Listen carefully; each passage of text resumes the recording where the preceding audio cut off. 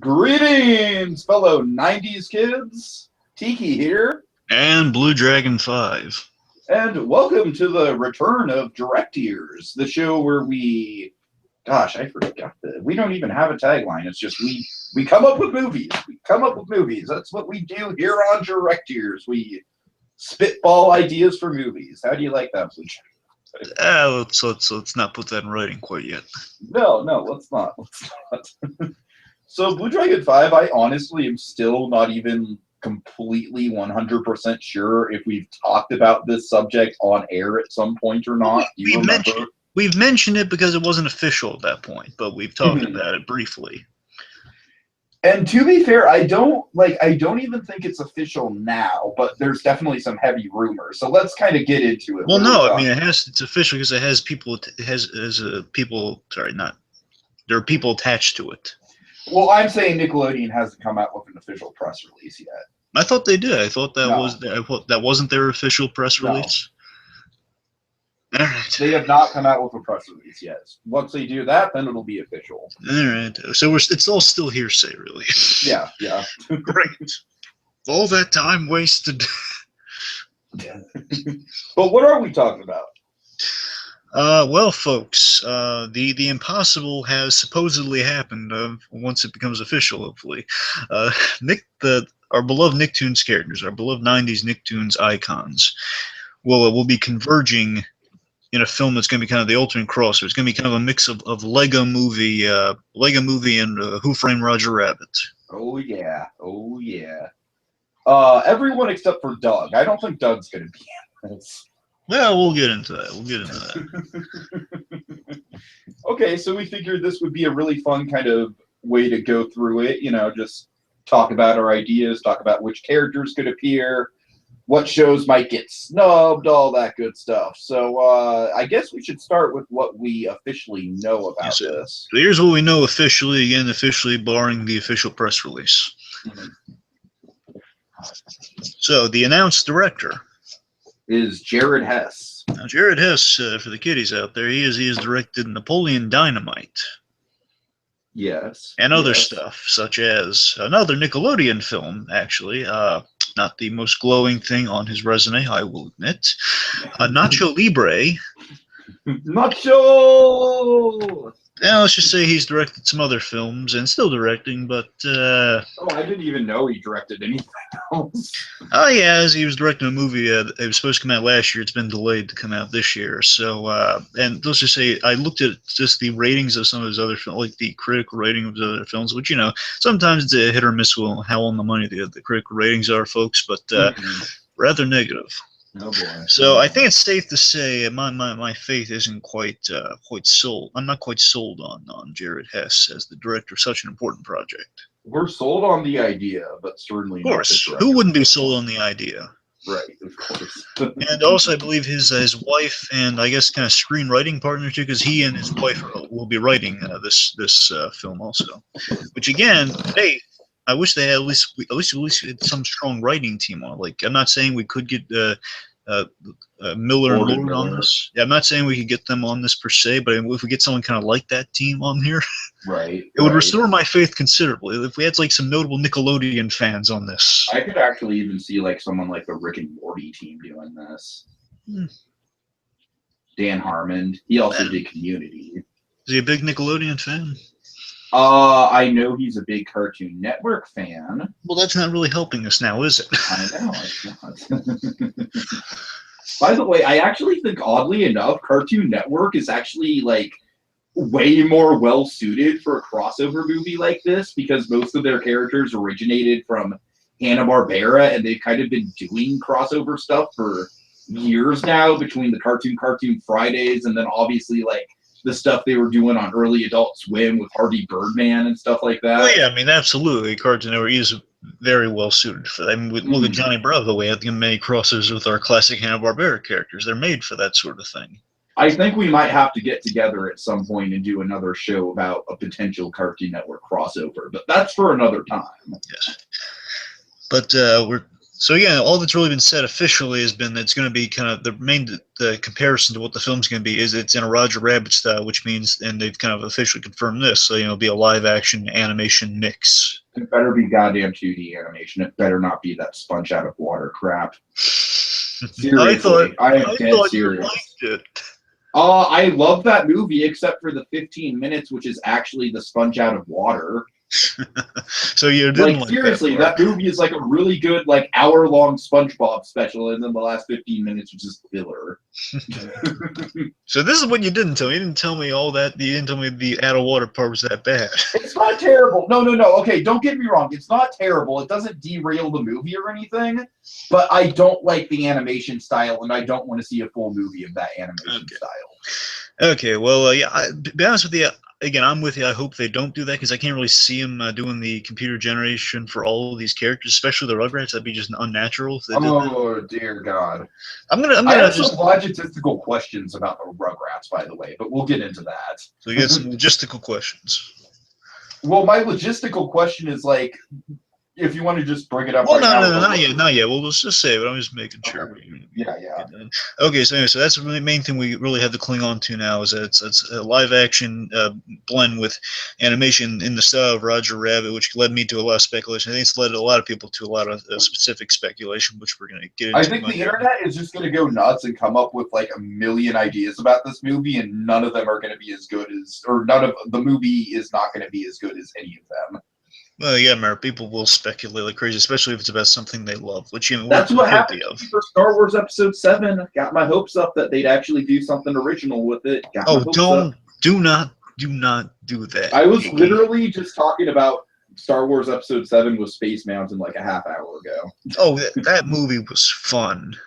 It was fun. Yeah, it was good. Right. It was good. I won't deny you that. It was a fun movie. It was good. Deny you that. It was good. It wasn't. It was a good movie too. I won't deny you that either. It was a good movie. Anyways, so let's not get into me. Let's not. The internet telling you why you're wrong. Let's just continue on with this. Oh dear. Here are the NickToons that have been confirmed. At least the ones that have been mentioned directly that we are assuming are confirmed. The rest of them are kind of hearsay, and primarily here are the ones we have to go on. We'll mention kind of the rest of are on the docket for kind of fit within the 90s context that could appear in this movie, assuming it's all 90s centric. Pelswick. With the exception of Pelswick. So here's what's confirmed. So Rugrats are confirmed. Yeah, which isn't a surprise at all. Ren and Stimpy also confirmed, which given the tumultuous history of Ren and Stimpy I've become acquainted with last year, I'm very surprised by, but I'm excited for. I actually think Ren and Stimpy have the potential to be the main characters of this movie. Oh, but we'll see. That could be very interesting. Rocko's Modern Life, a fan favorite, a Deep Cuts fan favorite. That sounds like. I don't necessarily think Rocko's that much of a deep cut. Well, I mean, it's fine. It's like an abrasion. That's a deep cut. All right, fine. Rocko's an abrasion. You happy? Yeah. I'm sorry. Fine. Rocko's a solid abrasion.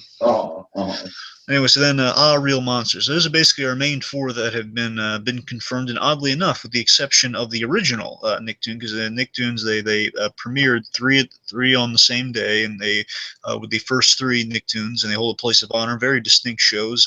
The original one, the first one, chronologically, is left off of this because I guess he hasn't been confirmed yet. They might be working on some legal stuff, and most notably, the reason why is because he's now currently owned by Disney. Honestly, even if they could get the rights to him, all the characters on Doug, with the exception of maybe Roger, are so bland.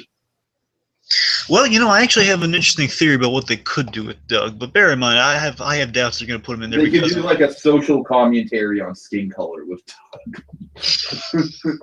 No, but I actually. I'm sorry. Oh no, but seriously, I do actually have an idea for Doug if they wanted to work him in there, but I have doubts they're going to do it because again, last time we Doug trailed off of that last season with the Disney ownership and of course the movie. Oh dear God, that was some horrible shit. I still to this day I can't they made Roger a rich kid for some weird reason. Yeah. Oh yeah. So again, that was some shit. So again, his point is towards the last season of Doug under the Disney ownership, things just really trailed off very poorly, and it kind of was reflected in the film and reflected in many other Doug-related things. So Doug seems to be off the table because Disney really likes to cling to things for dear life. Yes, they do. Yes, Not a bad way for most cases, but And honestly, if this Nicktoons revival thing becomes a big hit, then they're gonna want to be like, we got Doug. Then we're gonna see a Doug revival, hopefully done much better. Hopefully. But it's like between the Doug revival and then like fucking Teen Titans Go, like when I think about that kind of stuff, it kind of just gives me pause that we're excited for all these old shows coming back. I don't know. Okay, anyway, so here are the other shows that we hope that they're still within the 90s framework that could appear. These haven't been like officially confirmed because I have doubts they're just going to stick to 4 universes. But I mean, they could get a movie out of it if they really wanted to. I think that they're gonna stick to like certain shows are gonna kind of have like the most focus, but I think we're gonna get. I think at the very least we're gonna get Easter eggs from everything. That's what I'm saying. I think we're gonna get kind of like a Wreck-It Ralph style thing. Like everyone's gonna be there, and they're gonna get focused on certain others, but you're gonna have like cameos and Easter eggs all over the place. Like I'm saying, like fucking Brothers Flub Easter egg. Like I want to see some deep cuts. Well, in terms of the animation, here's what we have left here. So, Biggie, which the only reason really we could fathom that wouldn't be in here is because it's kind of busy with its own thing right now. Hey Arnold. Yeah, that doesn't mean it can't be in here. Yeah, I mean, how many of the characters could fit into it? Because they're just kind of average school kids, so I don't really see how they could fit into a plot. But I mean, again, I'd love to see Arnold in this in this film, and he definitely belongs in this film. But I mean, I'm just thinking, I don't personally see any reason he shouldn't be in there. I'm just saying sometimes they'll come up with a reason of like, oh, we can't get everyone in there. Of course, as the reason I'm just going to throw out one thing that we absolutely have to see happen. We have to see Helga Pataki interacting with Angelica Pickles. Yes, we do have to see that. Like that, it's just come on. Like if anything, you have to have Helga. I don't even give a shit about Arnold. Just have Helga in there. That's not true. I don't give it. I think not. That sounded very cruel. I just want to mention that. I was outside the moment of pause, folks. Like, oh wow. No. But compared to Helga, like if I were to take the choice, like would you rather have Helga or Arnold in this movie? I'd take Helga any day of the week. But again, that's the only reason I could suspect any holdover of Arnold because he has all those other side characters and they can't get everyone in there. So the thing, well, a lot of people identify with the various characters of Arnold. So I'd want to at least see a Big Bob cameo. Yeah, I'm saying, again, if they're doing kind of like a Wreck-It Ralph, sort of everyone's in the movie, then certainly let's get all. It'd be great if Big Bob was like just still trying to sell beepers in the real world in 2015. That would be hilarious.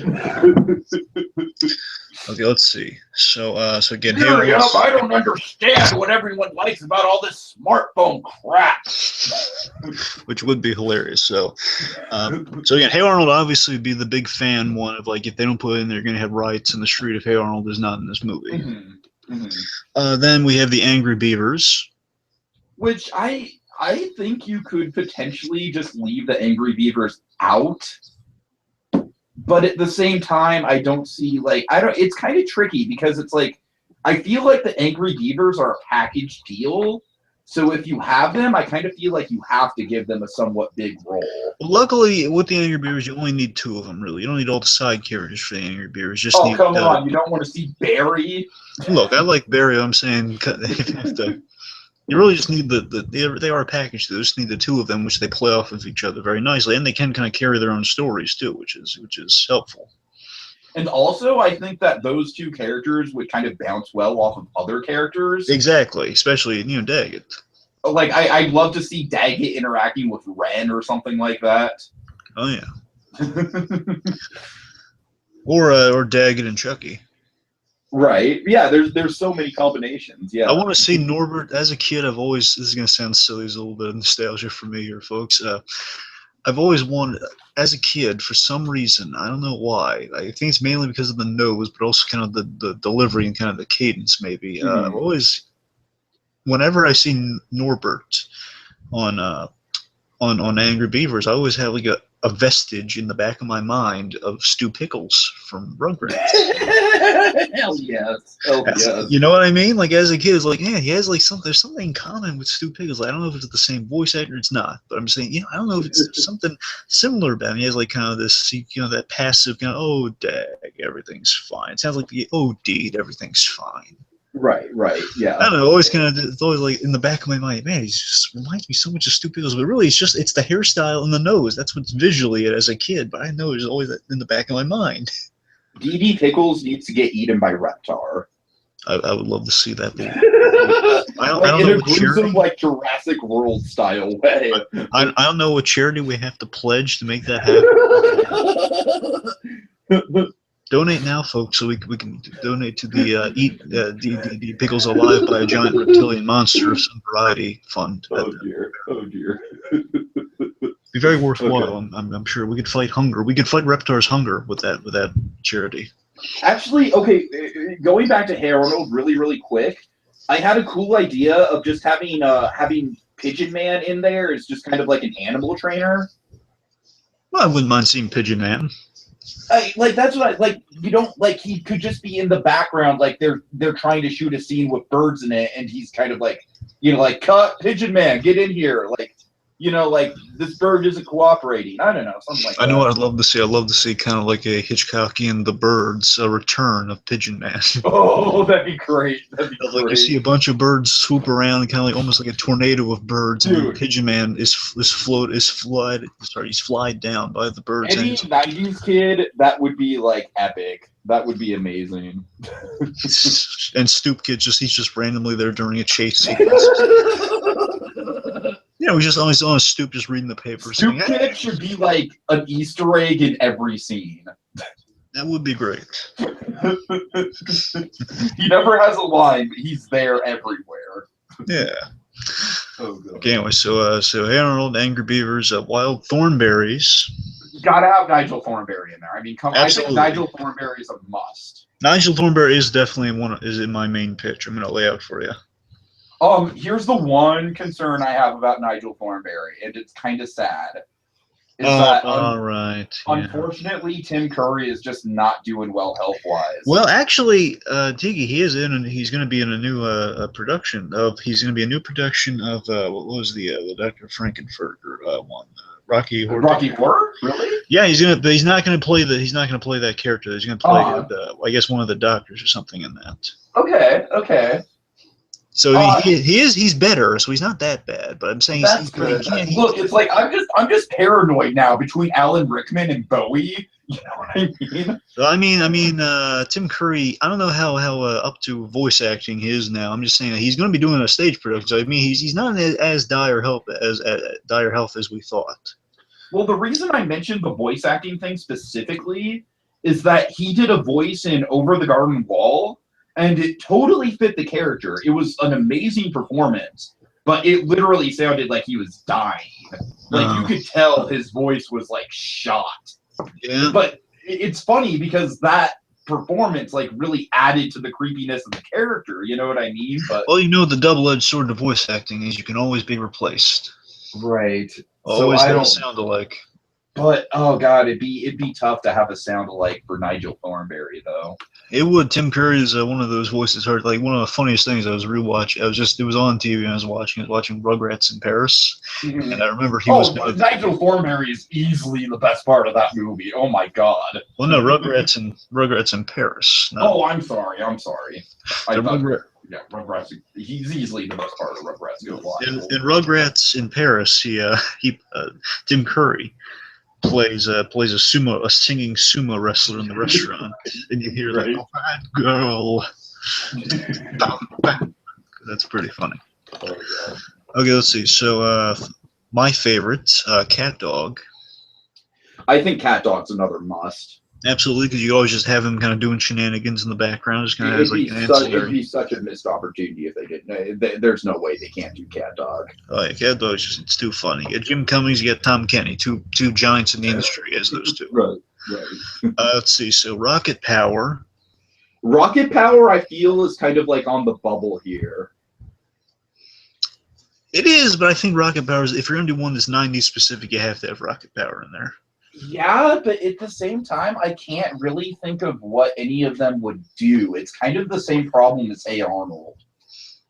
Well, I mean, you saw Better Call Saul. We still have skaters. Oh, God. Wait, no, that was in 2002. Maybe we don't have skaters anymore. Well, that's why I want to see, like, we talked about this before, but I was actually thinking about this today. I really want to see, like, a modern day Rocket Power where they're all in their 20s and they're kind of like, man, what happened to skate culture, bro? So that's another question. Age-wise, I think they should all be in Stace. They should all be the same age. I was gonna. Well, let's kind of hold off on that until we get to, because that's. I actually think that's a big question to ask for all of these shows. All right. So let's see. Especially the ones with the humans. Now, I mean, Cat Dog, I don't think we're gonna have any problems with the age. But. Yeah. Okay. Well, with the just these last two heroes, as we'll read them off in terms of like they're within the 90s. Cutoff point, but I'm gonna sense we don't need him to be in this movie, but I might have a role or two for him, but we'll see. SpongeBob and the Fairly Odd Parents. Boo! I'm sorry. And ideally, they would be the 90s versions of these characters when they were full of hope and vigor. You mean when Cosmo wasn't like a complete mental dumpster? I mean, back when I'm talking about the Oh Yeah cartoon days. I'm talking about back when Cosmo was like, and Mr. Turner practically had the same voice. Yes, but Cosmo was cool. He had like the used car salesman voice. Oh, Timmy, Wanda, why? Yeah, that sort of thing. And is that the wee? Oh, fuck off! Oh my god. Okay, in terms of live action, here are the biggies we like to see in no particular order. All That. Okay, let's kind of list off some characters from All That. I know actor. I want Jack DeSena in there because I love him from I remember the old days of All That. Particularly, I love him from Avatar: Last Airbender. Mm-hmm. I think if there's no way they're doing this movie and not having a Good Burger scene. Oh, of course. At the very least, there should be like a Good Burger restaurant somewhere. Right. I want the ear of corn. I want the giant ear of corn. Oh god. Yeah. Of course, Kenan Thompson. We gotta have him. I think you could make a case for Kenan Thompson being the main human actor in this movie. Actually, that could work. I think that would be so fitting. Because remember what he did at some time back when before Teen Nick, I guess, became the Splatter, or when it was during this time, he did the intros and outros for the animated shows. He was like the buffer. He was the buffer for those, and he's he would mention the characters by name, so I could definitely kind of see him in the kind of quote unquote Michael Jordan role of this film. The question would be, he'd have to play like Kenan from Kenan and Kel? Well, that'd be great because I also love to see Kenan and Kel. Speaking of our next show, yeah, I know that Kenan and Kel did reunite for a Good Burger sketch. I'm not sure exactly how good terms they're on, but well, I mean, they're not. I don't think they're enemies or anything. I mean, I think they like each other. I think they did have a falling out. Well, I mean, it's like they've done other things. It doesn't mean they hate each other. No, I think they did kind of have a major kind of like personal falling out. That's odd. But. I think it has something to do with the fact that Kel got into drugs heavily. Oh, I didn't know that. Poor Kel.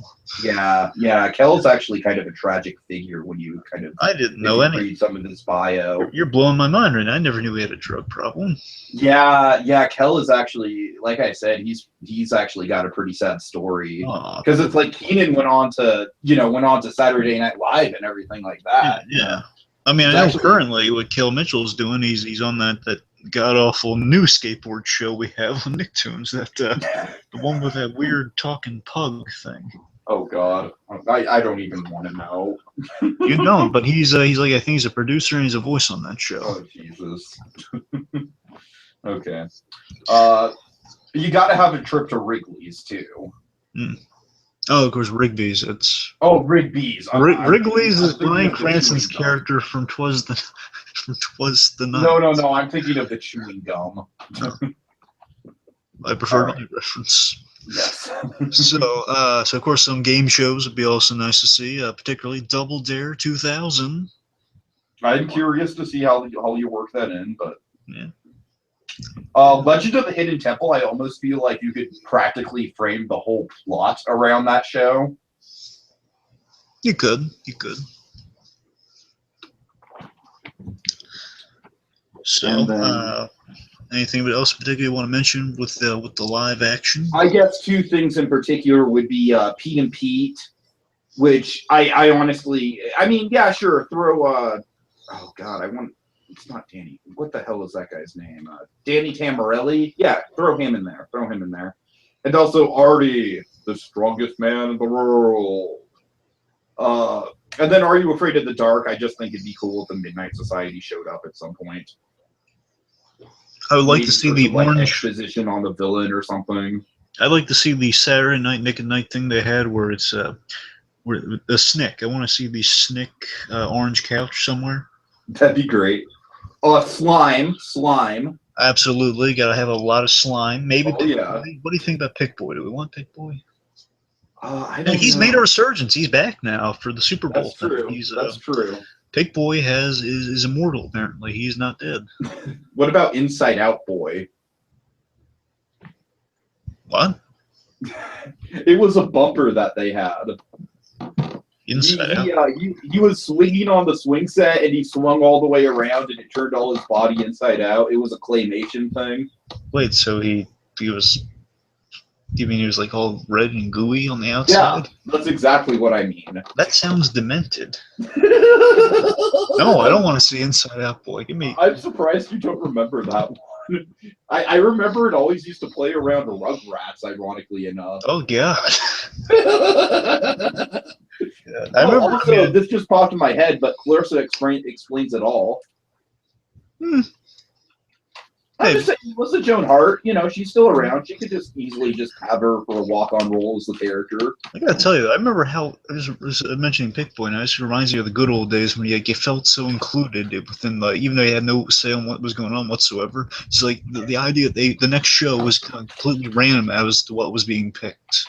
Mm-hmm. Mm-hmm. It was an awesome feeling seeing Pick Boy rush the VHS tape to the other room. That was awesome. Right, exactly. Man, I love the Pick Boy conceit. The Pick Boy conceit was pretty fun. Remember the Toys R Us shopping sprees? Yeah, the Toys R Us shopping. And I'd always be so jealous. Yeah, yeah. Like I remember that was like that was like it. Like that was like my main goal in life when I was. I would just take all the Batman animated series figures I could find and just. I would just go to the Lego department and stock up on the Legos. That was like always my plan if I ever got up on that. I know you always formulate a game plan that you want. Right, if I were in that position, exactly. I would just position myself so I go right to the action figure aisle and stuff, all the superhero stuff I could in the thing. Okay. Anyway, so I'm trying to think of anything else. I don't. Any sort of like kind of flagship things about the channel in general, like the orange couch. Yeah, well, here's the thing. Let's transition a little bit to overall should be the message that not message, like the stuff that should be definitely communicated within the movie, however it turns out. Like, these are the themes that should definitely be in the film, like the hallmarks of Nickelodeon should definitely be communicated. The NickToons were full of inventive, off-the-wall ideas, and that definitely should be communicated with the reason of all these crossovers. That's definitely going to be the main thing gets communicated there. I mean, these were the 90s Looney Tunes for a generation, essentially. That's what they were. That's what they were to us, in many respects. Well, I mean, to me, I kind of grouped that along with the Cartoon Network shows. Well, yeah, I'm just saying this is the Nickelodeon version. I mean, they're very 90s. Yeah, of course. I mean, compare. Don't get me wrong. Cartoon Network is also kind of big with the 90s stuff, but I mean, also it was kind of like a early 2000s blend with Cartoon Network. Also, 90s was kind of distinctly Nickelodeon. Yeah, right. Because I mean, Cartoon Network just blended into things. It's kind of most of their stuff was in the early 2000s. You gotta remember. Cartoon Network still is producing quality content and not so quality content. Yeah, again, it's a mixed bag of Cartoon Network. Right. Anyway, I love Steven Universe so much, but do you know that they don't even play Steven Universe reruns? Yeah, that is weird. It's on demand. They literally only air it when they do the Steven Bombs. Yeah, and yet they have 4 hours of Teen Titans Go every day. Oh God, I hate Teen Titans Go so much. No, that it's like Steven Universe has such a good. I think probably the reason they do that is that Steven Universe is such a serialized show. No, well, let me announce something that's been confirmed today. By the way, they announced what the new Justice League show is going to be. It gave us some details on, not a whole lot, but just a few official details. It's called Justice League Action. It's going to have Kevin Conroy and Mark Hamill in it.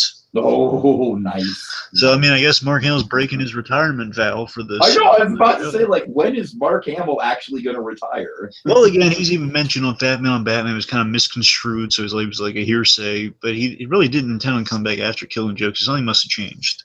Mm-hmm. Anyway, how's the progress on Killing Joke, by the way? When's that coming? It's coming out this year, but it's not going to be coming out like this as the second film, like we all hoped. It sounds like it's going to be because they have this bizarre Teen Titans thing coming out next. Oh God! But the third one, it's going to be the last one of this year. Is it Teen Titans versus Justice League? I heard something about that. Yeah, that's the next one. I don't know. I'm actually slightly intrigued by that. I don't know. It's a mind control thing. Like they're just like mind controlled, and that's where they're fighting. Oh, that's stupid. Like, I could see the actual characters interacting with each other, and, like, especially if you had, like, Dick Grayson in there as kind of, like, the central, like, yeah, kind of like Dick Grayson playing the Spider-Man in Civil War kind of. Here's the worst part, too. It's going to be, it's in that continuity thing I told you about. It's like, this is in the universe of the connected film, so it's like we have Damian Wayne as Robin. And oh, okay. So, again, that's the thing. It's not even, like, an original, like, adaptation or anything. It's not an original one or an adaptation, so it's like, continuing the universe. So, like, well, they're doing versus movies this year, so we got to do a versus movie. That's the whole entire reason they're doing it. Okay, point is, they're doing Justice League Action. It's going to be kind of a little bit of a lighthearted design, which seems really neat. Unfortunately, they got rid of the underpants on the designs, but you know what worries me about lighthearted, though. Well, they said it's going to be kind of Steven Universe style with the runtime, so it's going to be like 11-minute segments. And again, they got quality voice actors, so I'm thinking it's going to be ideally. Again, it could Teen Titans Go has quality voice actors. Fair enough, but here's the question. It could go in one of two directions. I optimistically can go the Steven Universe direction. That's optimistically. It's the best. It has very optimistic. And let me tell you why. Here's why I'm optimistic about that particularly. Is because they have the old talent of like behind the scenes, like not Bruce Wayne, but like Sam Register, kind of your classic kind of your DC staff working on that show. But of course, you go the negative Teen Titans Go direction with the 11-minute run time. So. That's exactly what I'm afraid of. Oh God! But I'm saying the Justice League animated stuff has always held like a place of importance with DC, so I think they're going to give it the due respect. Okay. Point is, don't run wrong segment. So let's get back to this. So let's see. So again, I think. Sorry, I was trying to think. Oh, you got to remember, 3 of the main 4 that were announced are very adaptable to real life in the real world. With the exception of Rocky's Modern Life, all those 3 that have been officially confirmed are definitely ones you just have in the real world. Okay, well, let's get into it then, because I actually have some questions about how they're going to adapt Rugrats. Well, I mean, Rugrats is pretty much just in that show. It's just babies exploring the world as it is, and that we get it from their perspective. My whole thing is that they already have the all grown up. So are they going to be babies? Are they going to be like Baby Herman, where it's like they have the mind of adults, but they're babies? I don't know. No, I'm convinced it's going to be just like the way they are in the show, but like that's the thing. They might just be aware that might be like a fourth wall thing where they're aware that they're in a show. Okay. It's like I think they're still kids, like they're child actors. That's what it is. Honestly, out of all the Rugrats characters, I think Stu Pickles and Reptar are kind of like the big 2, and Angelica are the big 3 I want to see. Why Stu Pickles? Why Stu Pickles? I mean, I'm just asking why in particular. Excuse me? Did you just ask me why Stu Pickles? No, not why. I'm just asking why in particular. Because he's awesome, and because I actually think he could have a really good role in terms of maybe being in charge of the merchandise for the studio or something like that. Okay, that could be neat. I'm liking that. All right, there we go. See, Reptar, let's just put this out there right now. Reptar needs to have like a moment of just epic, fucking like just earth-shattering awesomeness. Oh yeah, we definitely have Reptar needs to come in and like tear some shit up. Reptar was a big staple of Nicktoons in terms of he was the other giant dinosaur. You know, he was one of the biggies. So I think we're definitely get some Reptar servicing. We need to see I just really want to see just some the equivalent to the whole Godzilla money shot of breathing fire down the other creature's mouth. Like I want to see that for Reptar. I just want to see him punch a giant French snail into a building. Let's just see that happen. Well, we've already seen that. I know, I'm kidding, but still, we've seen Reptar fight something giant. Yeah. And singing on ice. Well, wait, we've seen that. Okay. That was fucking glorious. Oh my god. That was such a clever commentary on Disney too. Yeah, and also, you know, a big thematic thing with the Nicktoons, a majority, at the very least, the main 4 that were announced so far, is to glean what kind of direction they might be going in. Is a big thing to see in this movie is that the Nicktoons, there was always a theme about observing the world or approaching life in some ways. I mean, that's like Rugrats were always about observation. Ren and Snippy was just kind of how you approach life. Like, you know, if you're basically, they're opportunists. Mm-hmm. Same thing with Rocco and Our Real Monsters. Like, they have their lots in life and just approaching it in the real world. Is that how they go about it in their it's almost kind of Pixar-esque. Yes, I mean that's the kind of the other thematic thing. I think it's gonna, especially if you're just blending live action and animation, it's gonna be them kind of being taking in their setting in a distinct way. Sure. So again, here's just like personally what I'd love to see too. So like those are like things that definitely should be, and here's the things I'd like to see again. And you're gonna get a lot of this in my kind of ideas I got kind of laid out here. Okay. I really want to kind of what to be driven home in the direction here. Again, I have very little faith in this director, but hopefully he's gonna prove it wrong. But I want him to I want the impact of Nickelodeon to be shown in the culture. You know. I want really just how Nickelodeon's impact on the culture to be shown. I want to see kind of highlights of the appeal of each show. You know, I want those the series hallmarks. You know, just kind of the summations of kind of the hallmarks of each show in some moments. Like I'm sure we'll get a happy joy scene with Ren and Stimpy. Yeah, like something like that. And of course, Reptar be the summation, like a big hallmark of that show being in obviously. And here's a fear for the movie that I'm really hoping it's not purely a fish out of water film. It has to be more than that. Otherwise, it's just like something we've seen over and over again. I think it's just going to be straight up Who Framed Roger Rabbit, where it's just going to be all the Nicktoons working at the Nickelodeon studios. Exactly. That's my first pitch, which I'll get that's why I keep mentioning like all the Nickelodeon characters having jobs. You know what I mean? Well, you're going to see tons of that in what I'm going to lay out for you in a moment. So let's see. By the way, speaking of which, Charlotte Pickles would be like the ultimate kind of like studio executive. That would be great. And again, last thing I want to really maybe Angelica or maybe Charlotte Pickles has like a big line shit. What's the doll? Cynthia. Yeah, I'm sorry. No, Cynthia. Cynthia. Okay. Anyway, so last thing, of course, you want to give a sense of Nickelodeon's history, because really, that's out of all the years that have passed, at least about 25 years actually, by today, because actually Deadpool and Nickelodeon have a shared anniversary, really. First Nicktoon appeared in 1991, and Deadpool first came out in 1991, so they both reached 25 this year. The point is, there's very little source material. Like there's no documentaries per se about the history of Nickelodeon studios. The only one I can think of is like the Rugrats one they did for the 10th anniversary. And that's barely anything, folks. Right. Take my word for it. But I mean, you don't have like a great little retrospective on like the closest thing we have are like the Ren and Stimpy. There's someone who made a great little in 5 parts this auditory documentary on Ren and Stimpy that was excellent. Just kind of giving you a history. If he did more like that about other Nickelodeon shows, I'd be fascinated to find. I can go ahead and put that in the description if you want. Sure, it's called Ren and Stimpy Magic Nose Goblins for the people out there. I mean, if they did more like that, I mean, I'd love to. Until Animat eventually does it, which we know he will at some point. I mean, I did Nicktoons Movie Month back in the day, and I was kind of trying to do something similar with that. Yeah. Don't get me wrong. I mean, don't get me wrong. I know I wasn't like a professional podcaster back then, but I'm just saying I've attempted to. I'm just saying, give me the closest thing to a documentary about Nickelodeon as you can. That's what I'm asking for. But again, I think anime would be the closest thing we're gonna get to that eventually, because that was an option to do with Nickelodeon Studios, I believe.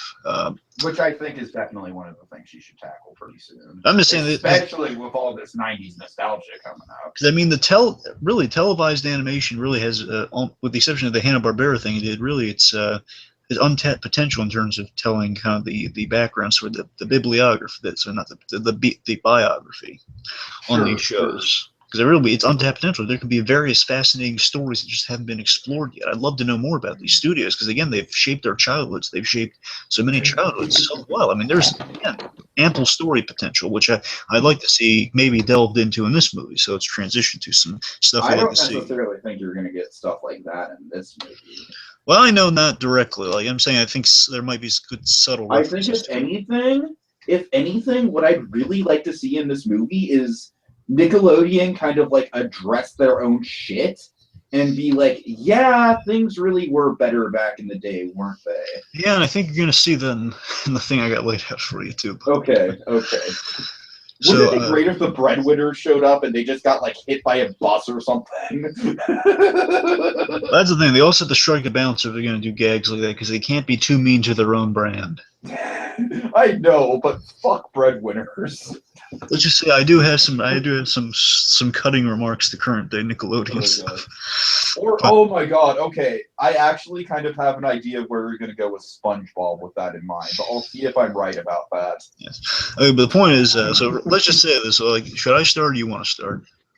Honestly, I kind of more just have, like, what characters I think can do what in the movie. I think you have more sort of story related. Well, let me lay out some stuff, because there's going to be a section I'm going to lay out pretty much all the individual characters, what their arcs are, so that's like, let's get into that then, if you don't mind. Yeah. For sure. So, Ian, let's just say, ideally, and this is, like, as you just said, Tiki, it's very unlikely it's going to happen. I'm just saying, well, I've kind of maybe try to put in there a little more subtly, but I'd love to just see kind of actually, I'll get to that a little later. It's in my kind of my second idea of, like, what I'm just, like, shooting for the moon would like to see. But first idea, one, it's a little practical, like what could happen. So, it's fitting with the sorry. Oh, here we go. So the idea in this universe would be, for pitch number one here, it's the cartoons are accepted stars of TV shows in this world. So there's no question of like, oh my god, cartoons are walking among us. It's like Roger Rabbit. There's instead of movie stars like they were in Roger Rabbit, there's the TV stars here. Exactly. Just kind of basing it off what we have so far in terms of information. And I figured, like they're TV stars, just playing like real life TV stars who were suffered the fate of cancellation. And I would like, exactly. I would like to say the real life TV stars who now have to work at the studio while the studio is kind of in a slump. Yeah, that's kind of what I'm going for. But let me just lay out some stuff. Okay, I think you're making some excellent points there, though. The story I kind of laid out here is like it's a story of resurgence. It's a big question of movies like when do you fall into obscurity? It's kind of the intelligence. So essentially, it's like basically like the Muppets. Yeah, basically it's kind of a mix between, again, it's kind of a broad thing. It's Roger Rabbit. The conceit is Roger Rabbit. Sure. Them being existing in the same universe and kind of being motion picture stars of some variety. Right. But it's also like it's a comeback story like the Muppets, but it's kind of the nostalgia of the Peanuts with just kind of the kind of crossover potential of the Lego Movie. That's a really potent blend right there. The Muppets, the Lego Movie, the Peanuts. Oh my god. That's kind of it's kind of the universe crossover. More of that than some other pitches I got here, but that's a little less Lego Movie, more Peanuts and Muppets. Okay. So again, three big brains actually. Now they think about it, yeah. Anyway, so again, it's a story of resurgence. It examines what was great about NickToons in a modern day context, with some real life parallels of what was going on with the studio. In terms of some of these animated shows, like what kind of goes on in animation nowadays, like why we look so fondly on the old days compared to the new days. So that's kind of the subtle. It's the thematic idea of the film. Mm-hmm. So let's see. So here's our plot here. So we start off, and you're gonna love my opening here. We start off in a warehouse/vault parodying the Disney Vault. Oh boy! So basically, it's kind of like a giant warehouse. Because you see Gaber Klutsko's frozen head.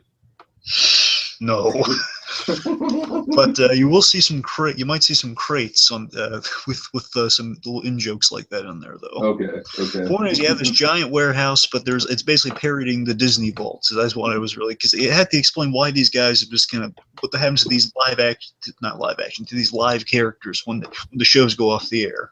Mm-hmm.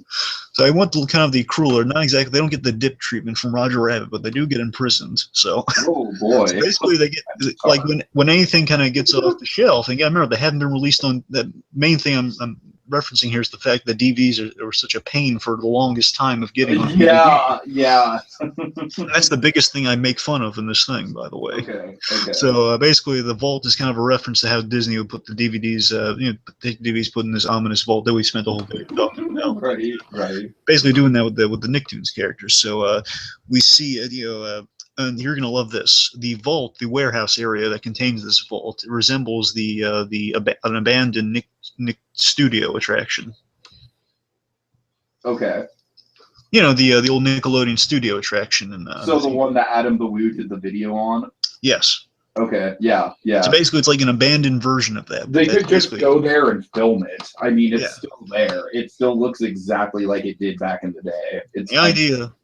The idea here, it's like it's dilapidated it's like basically the exterior's there, but the inside's like it's been gutted out for this giant, ominous, infinite warehouse. Okay. So basically, in terms of the inside, it's like all painted orange with green trim, and you have on the inside of this vault, it's that way I should say. The inside of this ominous vault, it's the size of the Raiders of the Lost Ark warehouse. That's totally what I'm picturing. Yeah. So basically, it's like basically picture the inside of that place, but it's orange and with green trim, and there's rivers of slime like moats going around the place. Slime moats, of course. Anyway, so we start the film off here. It's like we have like a prison escape going on. It's in shadow. We don't see who's doing it, so we get a POV shot through all this, and it's revealed at the end as the flashlights go on. It's Tommy Pickles with a screwdriver trying to pick the lock of the door as he always does. Of course, nice. But it's it's a foiled attempt, and then just the movie cuts to black ever again. Since I'm banking on Doug not being in this movie, but I'll address what I would have liked to see. I would be shocked if Doug was in this movie. So I'll point out what I might have liked to see done with Doug, but let's just say he's not in this movie for the most part. So let's just anything, I would like to see Doug's alter egos in this movie. Again, Quailman would be great to see, but again, it's long shot, so we're working with the idea he's off the table. But the point is, so again, if Doug was the original Nicktoons character, so if he's off the table, then Tommy Pickles is technically, he's the infant, so he is the birth of the Nicktoon, so to speak. So we start the movie with him, and again, the Rugrats, say what you will, no matter what happens, the Rugrats are always going to be the most notable thing about Nickelodeon in terms of the public consciousness. They're always going to think, oh, well, Rugrats is kind of, it's in the culture, it's the name. Oh, those Rugrats. It's fucking SpongeBob, but that's a whole different story. I'm saying like the term Rugrats, like people know, like, oh yeah, those little ankle biters is Rugrats. So I'm just saying, I think Rugrats has become very notable. Oh, sure. So yeah, I fear that's going to be your placeholder for the original Nicktoon, because they did say a lot about what they were going for in the early days with Class B Cuspo and just kind of all the other shows that spun off from those guys. I mean, I don't necessarily think that's a bad thing, because the Rugrats was easily the biggest, the most popular Nicktoons until SpongeBob came along. Yeah, it's an iconic one, so I fear that's going to be kind of one of your mainstays. I'm sure the Rugrats will probably be, I'm sure they'll probably have some of the most screen time. Yeah, if you're going to open with a Nicktoon, you probably got to open with the Rugrats. I'm figuring that's what the thing is, the Rugrats have already been on this big screen 3 times already, so you got to keep that in mind. I know. Again, I probably will start with Doug and a bunch of them doing this, but again, I kind of factored Doug out of the equation. So. Because at first, Smash Adams being involved in this. Yeah, Smash Adams would be cool. Anyway, let's see. So after the Tommy Pickles thing, so then basically cuts to black, and we see the Nicktoons logo, and then we hear before it gets to that point, we hear the dun dun dun dun dun. Oh man! And we hear like kind of operatic, dun dun dun dun. We use like an operatic big version of that. Okay, BlueDragonFive, I shit you not, if they do that, then that would be a bigger, fanboy moment for me than the episode 7 a long time ago in a galaxy far, far away thing. I would be, losing it in the theater. I don't care how shitty the movie is, just that right there, I would be like, oh my god. But still, what do you think of that opening, though? We just we track on this ominous Nicktoons location, and we open, in shadow, we see Tommy Pickles, and then the Nickelodeon music. Yeah, it's great. Okay, then we open with the transition here, so we see these kids that are unseen, but we see hands basically putting ourselves in the viewer in the position here. So they're kids putting in a VHS tape of and the readout is 1991. So that's the year this is taking place in, and it's basically like we see the classic Nicktoons playing on a VHS tape. Like we've all been there, we've all taped it. Of course, the orange VHS tape, the all orange tape. Yeah, either the orange one or just like a VHS tape labeled like Nicktoons, and you're just watching it. You know, that sort of thing. You gotta have the orange VHS. Well, I'm saying it's gonna be orange VHS. I'm saying it's kind of like a mini montage, though. It's like it's a bunch of VHS tapes going in. Okay. But then you cut to a kind of a burned disc of the stuff because that was the next evolutionary step. Oh, I like that. That's great. So basically, then you transition to like in the mid 2000s where the DVDs aren't released yet. So you burn the VHS tapes onto the disc, and that's what you're watching. And then we see now where basically they're unwrapping like fiddling with the DVD packaging as they've opened it and they're putting in there and it's like almost hear like a breathe like finally. You know, basically it's unwrapping the finally released DVD, or you hear a sigh or something that plays, and again we're seeing the old stuff. Basically these guys are protagonists. They're kind of representative of they're in their mid-20s or mid-30s up to their mid-30s, and they're kind of our fucking playing right to the audience, aren't you? That's the idea. I mean, they're between the mid-20s and mid-30s. That's the age range for these guys. You know, like whether you grew up with it mid-20s or like you were around for it as a kid, that's mid-30s. Of course, like Doug Walker, yeah. Yeah. Anyway, so the Nicktoons, meanwhile, they're feeling very forgotten. You know, and then in this safe, they've avoided the passage of time. Basically, whenever they were on TV or in this vault, basically they can feed off. And it's not like they're feeding off magic per se; it's just like feeding off the energy of being beloved and stuff. Okay. Not sappy. I'm just saying that's kind of the logic of it. Basically, they don't age. I kind of get like a Toy Story vibe. Somewhat. Yeah. So basically, you know, these guys like because they've just basically been in storage, they've been in stasis, so they don't age, and they're just kind of still in their classic form, just being unused, and they're kind of feeling bummed out here. Yeah, you believe a Toy Story 3 vibe. Yeah. Sure. So the point is, let's see. So they are. So they're feeling forgotten. Tommy, in particular, he's like in the great escape mode, where he's like, he's like he keeps trying to escape and escape. He's like pretty much like practically throwing a ball against the wall, like the great escape. Right. And Ren is going stir crazy. Oh yes! Oh my god! And just to gauge like how stir crazy he is, he's basically kind of emulating Jack Nicholson from One Flew Over the Cuckoo's Nest. Yes. You have to open the movie with just an insane, over-the-top Ren rant. Absolutely. So that's the thing. He's basically going on, of course, in Ren Stimpy, they love to have Ren kind of homage the classic mad rants of classic cinema. I love it. That's what he would do. He would do one of the speeches from One Flew Over the Cuckoo's Nest as Jack Nicholson, but tailored to the current situation. I'm saying there'll probably be other characters doing stuff. I didn't think about what all the characters are doing during this, but I'm just kind of laying out some plotters. That's what would particularly be going on. Meanwhile, our fans, they any actors in mind, by the way? Well, they have to be within that age range. So I mean, I'm not quite sure. There might be some new faces. I'm not quite sure. Dave Franco? You know, maybe Dave Franco. I kind of like that guy. I don't know. It just came into my head randomly. I mean, I don't see why not. I'm just saying, personally, I wouldn't mind. Well, I know you wouldn't mind. I'm just like, off the top of my head, I'm spitballing maybe Jay Baruchel. No, I don't care. I like Jay Baruchel. Look, I make fun of Jay Baruchel's voice. He's a fine actor. Yeah, I think Jay Baruchel would be a good straight man in this situation. Yeah, he would. I could actually see Baruchel. Yeah, that's actually a good call. I know, and I'd be very hesitant. Michael Cera. No, how old is Drake Bell? How old do you think Drake Bell is? I'm sure he's not older than like 30. That's the thing. I mean, I believe me, I have my reservations about Drake Bell, but I mean, he would be like a good reference throughout the movie. Here's my thing with Drake Bell, though. If you have Drake Bell in the movie, would you want him as like an actor playing a different character, or would you want him playing a character that he played in one of his shows? That's fair. Yeah, we couldn't have him in the main cast then, so he might be safe for something else, but. I think it'd be far better to just save him as like kind of like a walk-on cameo as Tony Pajamas. Well, I mean, in terms of actors, let's just say here are the references I want to have. I knew I'd love to have these guys as cameos. I'd love to see Tom Kenny, Jim Cummings in live action roles. Give them the voice actors some live action time, you know? That'd be nice. In addition, I know Billy West has to have a role in this movie. I want to see him in a role in this movie. Are you talking like live? Obviously, you're like he's got live action. Voices, obviously, but I mean, I'm just saying, like, give him some live action, some stuff to do also. Like, just give him roles here and there. I haven't really figured out which, but also Maurice LaMarche, of course. Oh hell yeah! I could actually see Maurice LaMarche playing the villain. I'm pretty much saying, like, give every voice actor a cameo or a small role in the movie if you can, because they've earned it with doing a movie in the first place. Christopher Lloyd in here somewhere. Well, I mean, for what role in particular? I'm just saying because of Who Framed Roger Rabbit. I don't know.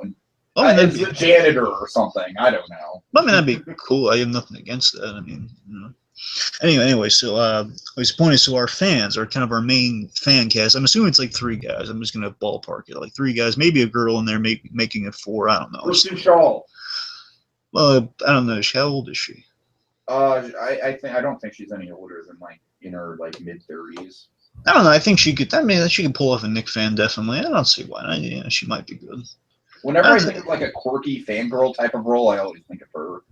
Okay, the point is, like a group of like 3 to 4 young characters. Basically, our fan group here, they basically go to a location we've seen. They break our NickToons out. Okay. And one of them's a lawyer. One of them's a lawyer now in his 30s. He's the oldest man of the group. He's a lawyer, so he finds some sort of legal loophole. So basically, the fact that they did commit a crime, they broke these NickToons out. So basically, this would be the excuse so Nickelodeon is not the bad guy in this film because you don't want that with the company. The idea is this lawyer found a loophole, so basically freeing the NickToons. Don't get me wrong, they're still in trouble for that, but not major trouble. It's like an abandoned facility, quote unquote, on the books. Again, the lawyer's really good. That's the idea. So, and this one could be, I don't know, James Franco's still too young for this guy, maybe. Point is, there'd be a legal loophole. It's basically it's like a copyright fair use type of thing of like, well, now they're available to the world now once they're out there because you retired them. So now that's a loophole, make it all good. So no one's in trouble. Nickelodeon's not the bad guy. So I don't want like an obligatory plot thing. They escaped. You do realize that Nickelodeon is kind of like one of the big offenders of the whole fair use thing, though. I know. That's what I'm saying. It would be kind of redeeming them in a tongue-in-cheek way. Right. That's what I'm saying. Because that'd be you don't want to make Nickelodeon like they're ours. Oh God. Because I'm tired of seeing that plot line. Again, you don't want Nickelodeon to be that guy, or else they're not going to let him be in the movie. Yeah, exactly. Okay, anyway, so basically, here's the premise of the movie. It's like our characters are roaming the streets of Burbank. Okay. And basically, as the layout's implied here, then we're getting the subplots with our different. Sure. Basically, they're returning. They return. They're expecting kind of the same popularity. It's kind of like a little bit like Ted, also like the celebrity of the characters. So basically, they're returning. They expect kind of the same popularity upon their release, and just kind of the welcome wagon. But it doesn't happen because times have changed. And it's the idea of like the Muppets, where obviously the Muppets they're still as popular as ever, but the movie's kind of playing out like they get to that popularity yet again. So that's kind of the story here. You're going to see how this pans out. I think it's going to show you the reverence we had for Nicktoons just kind of expressed on film. Okay. So it's like at first they're not as like they're moved on. People are obviously our main fan group here. They love them, but not everyone's there yet. Like they know them, but they remember them, but it's like we've moved on. Well, it's kind of funny because I feel like that's a reflection of almost a lot of the attitude towards Nicktoons in general. Like there's certain Nicktoons that definitely hold up, like Hey Arnold, of course, Ren and Stimpy. Yeah, you're gonna see that fan out. Yeah, others like I think Angry Beavers is one of them where I'll go back and watch Angry Beavers and I obviously have nostalgia for it, but I just don't I can't enjoy it as much on a deeper level as an adult. You know what I mean? Yeah, so that's the idea too. It's like it's basically aside from your major ones, everyone else is just kind of falling into the wayside. Like they're accepted, they happen, we've moved on. So the point is, it's like if you were those characters, you'd be like, well, what happened? I mean, we were top of the world. We were the big celebrities of the 90s. What happened? Really quick, I think the ultimate offender of this whole loving it as a kid, but then looking back and being like, what the hell is Cow and Chicken? I mean, I still like Cow and Chicken, but Jesus Christ, that show is out there. Anyways, I'm sorry. Anyway. Basically, so that welcome wagon doesn't happen like they expect, so they realize, times have changed. And if they want to achieve their purpose, and their true purpose here, it's probably going to be established a little earlier on, that kind of when they're all down in the dump scene. But basically their purpose is, to entertain, to bring joy and fame. They're in for the fame too. Let's not ignore that fact. Right. So basically, the purpose of entertaining, that's what that's their purpose in life, to entertain people, to bring joy to people, which of course they've done in spades for us and everyone else. And again, for great fame of that reverence, especially Ren. Ren loves the fame. So, you know. Ren and Cat. Yeah, Ren and Cat love the fame. Ren and Cat would make an amazing duo. They would. And also Stimpy and Dog. It's funny, kind of like the cat and the dog getting along, you know? Oh yeah. So let's see. So basically, what they do is they say, okay, well, they realize, okay, if we're going to do that, if we basically want to, they need to adapt to the times now if they want to achieve that fame and achieve their purpose, to entertain people, to bring joy, and of course the fame, a lot of fame. They discover. You should have like a running joke where it's like, you know, it's like they're just all like they're mentioning like, yeah, we want to bring fame and happiness and fame. Don't forget about fame. I'm saying just kind of like stomping on the Muppets, the whole that whole thing of like, I just want to make people happy and be famous Yeah, I mean, some of them are a little more in the make people happy. Some of them are more on the like for money. Right, like I mean, obviously, like someone like Arnold would be way more on the make people happy bandwagon. Yeah. Okay, so basically they all kind of realize, okay, well, we need to adapt to the times, and to do that, we need to discover what's popular on TV now. Oh, and they watch Teen Titans Go. Anyway, so then they split up. So then this is where we get kind of our pairings and our story arcs here. So let's start off with kind of our main one, Tommy. So Tommy's a lot here in the Rugrats by proxy. Not all the Rugrats, but mainly Tommy in the core group, not counting Angelica, because they have something really funny for her. Good. Tommy wants to explore with his pals. Just explore the world. That's what Tommy does. That's the only reason he wants to get out, is to see how things have changed, really. Sure. It's again more, if it's like a child actor, it's more like, they've done all their time. They just want to get out in the world. They want to explore. That's the idea. Oh my God, you could do like a whole commentary on like '90s kids being like babies who don't want to grow up and who want things to stay the way that they were back in the '90s. That could work. I didn't think of that. That just sprung into my head. Well, let me tell you what I do have. I think I got something maybe a little close to that. Like the Rugrats are like, they're so expecting like a '90s style world. Like they're like, but where's the video store? Well, I do have them actually having an existential crisis in their story. Oh dear. So basically, Chucky throughout the story with Tommy, he just basically points out, it's just the classic parent, Tommy and Chucky. It's the midnight run of the '90s. You need these two guys. Right. So basically, Chucky's is dropping reality of the. I just thought of Christine Kavanagh and I got sad. I'm sorry. Thanks for bumming me out now. I'm sorry. So the point is, throughout this, Tommy's just easily exploring where he's just being kind of crestfallen with the discoveries, and the main thing compounding upon this would be Chucky just pointing out, oh, Tommy, it's not going to be the same. It's in this world, things have changed. Just basically, Tommy's the optimist, Chucky's just kind of the pragmatist in this case. Just, look, things have changed, but we can't get back to the way things were, and Chucky's not presenting a solution, he's just pointing at the negative, and this kind of builds to kind of a heated discussion between the two of them, kind of challenging their friendship. And it basically builds to this kind of ultimate discussion of Tommy's kind of having that existential crisis, saying, well, how can we even exist today? I mean, we set out, I just want to get out of here more than anything, and now there's nothing for us here. What kind of life can we have? Yeah, deep. Yeah, so, and kind of Chucky is eventually kind of providing some sort of support net for Tommy. He's kind of coming through the solution. I hadn't quite figured out what it was, but eventually, Chucky would be kind of the negative, like, Chucky, you're never presenting a solution here, and then Chucky would eventually come through with the solution. Of course, bear in mind, all this existential talk would be kind of filtered in through kind of the, it's still kid logic though, it's still factoring in through the babies. But like babies who kind of get a little more what's going on though, like they know a little more things about the world though, but they're still the classic characters. That's actually a really interesting take on it. Yeah, it's like just they would still, they basically know a little more than they let on for the cameras, but they're still kids though. Right. Okay. I like that. That's like Tommy's. Let's just say Tommy's more world experience. Like he knows actually how to pronounce things the right way, but he cutesies it up for the camera. Okay. Yeah. Sure. Okay. Right. And Chucky, he is definitely afraid of things, but he does play that up for the camera also. And Phil and Lou, they have the spit buckets.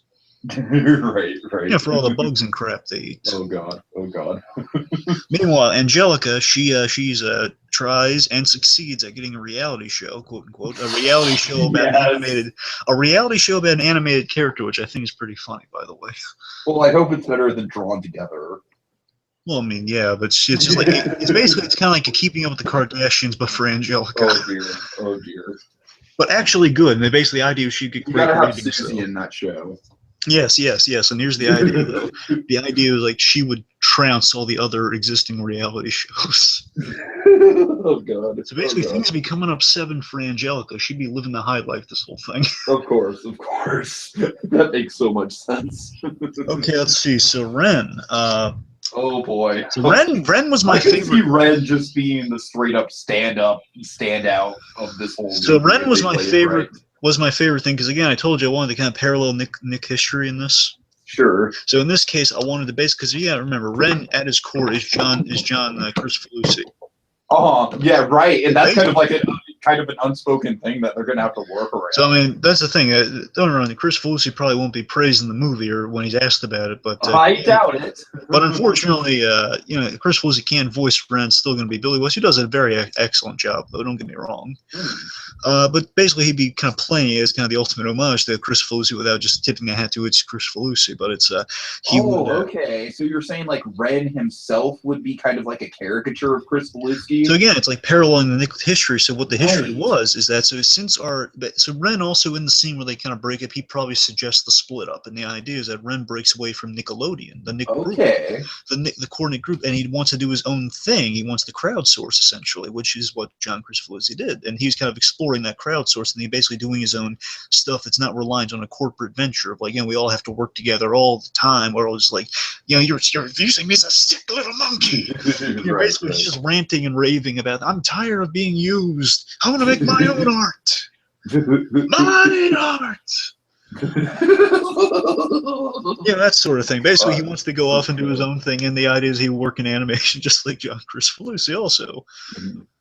Really quick, I also think Powder Toast Man needs a cameo. That, unfortunately, again, you got to remember Gary Evans passed away, so. Well, yeah, but as you said, voice acting. You can always do an impression. I know, but it's always Power Toast Man's not going to be the same. Yeah, I know. Look, I'm just saying I'm just saying like even an Easter egg, even like have him like just fighting some random villain in the background of the scene or something like that. I'd love to see either one of two things. I'd love to see early in the VHS tape thing I laid out if we see just a random Powder and Toast Man or title stuff, so you still get to have Gary Owens in there. Okay, right. But if you want to what if you just saw like a random Don't Whiz on the Electric Fence game, like just lying around in live action? I would love to see that. But what would also be great is if you had just like an action sequence going on with Reptar in the background during something. Just Power Toast Man is also fighting alongside Reptar. That's exactly what I'm saying. Yeah. I'm saying you have like a double team of like. Maybe that'd be the way you could work Quail Man in there. Well, the closest thing to Quail Man. Yeah, right. Just have like just have it like just changed enough so that you could legally argue it's not Doug. Oh God. Okay, anyway, let's see what's going on here. So, anyway, also Stimpy in this story. So again, Ren and Stimpy, they have a paralleling arc here. So basically, as Stimpy wants that, as Ren wants to break away, Stimpy reminds him ultimately. Stimpy's always by his side. He's helping out in this crowdsourcing venture. But Stimpy's kind of speaking for the audience, and he's kind of my voice on Ren and Stimpy. And I like the old days of Ren and Stimpy. Even though it was basically Stimpy would point out to Ren that again, as fed up with things as Ren is representing John Kricfalusi. Stimpy reminds Ren of how good the old days were. I mean, it was a struggle, but it will never be forgotten. It was different stuff. It was whack. It was off the wall. But Ren, we were so happy back then.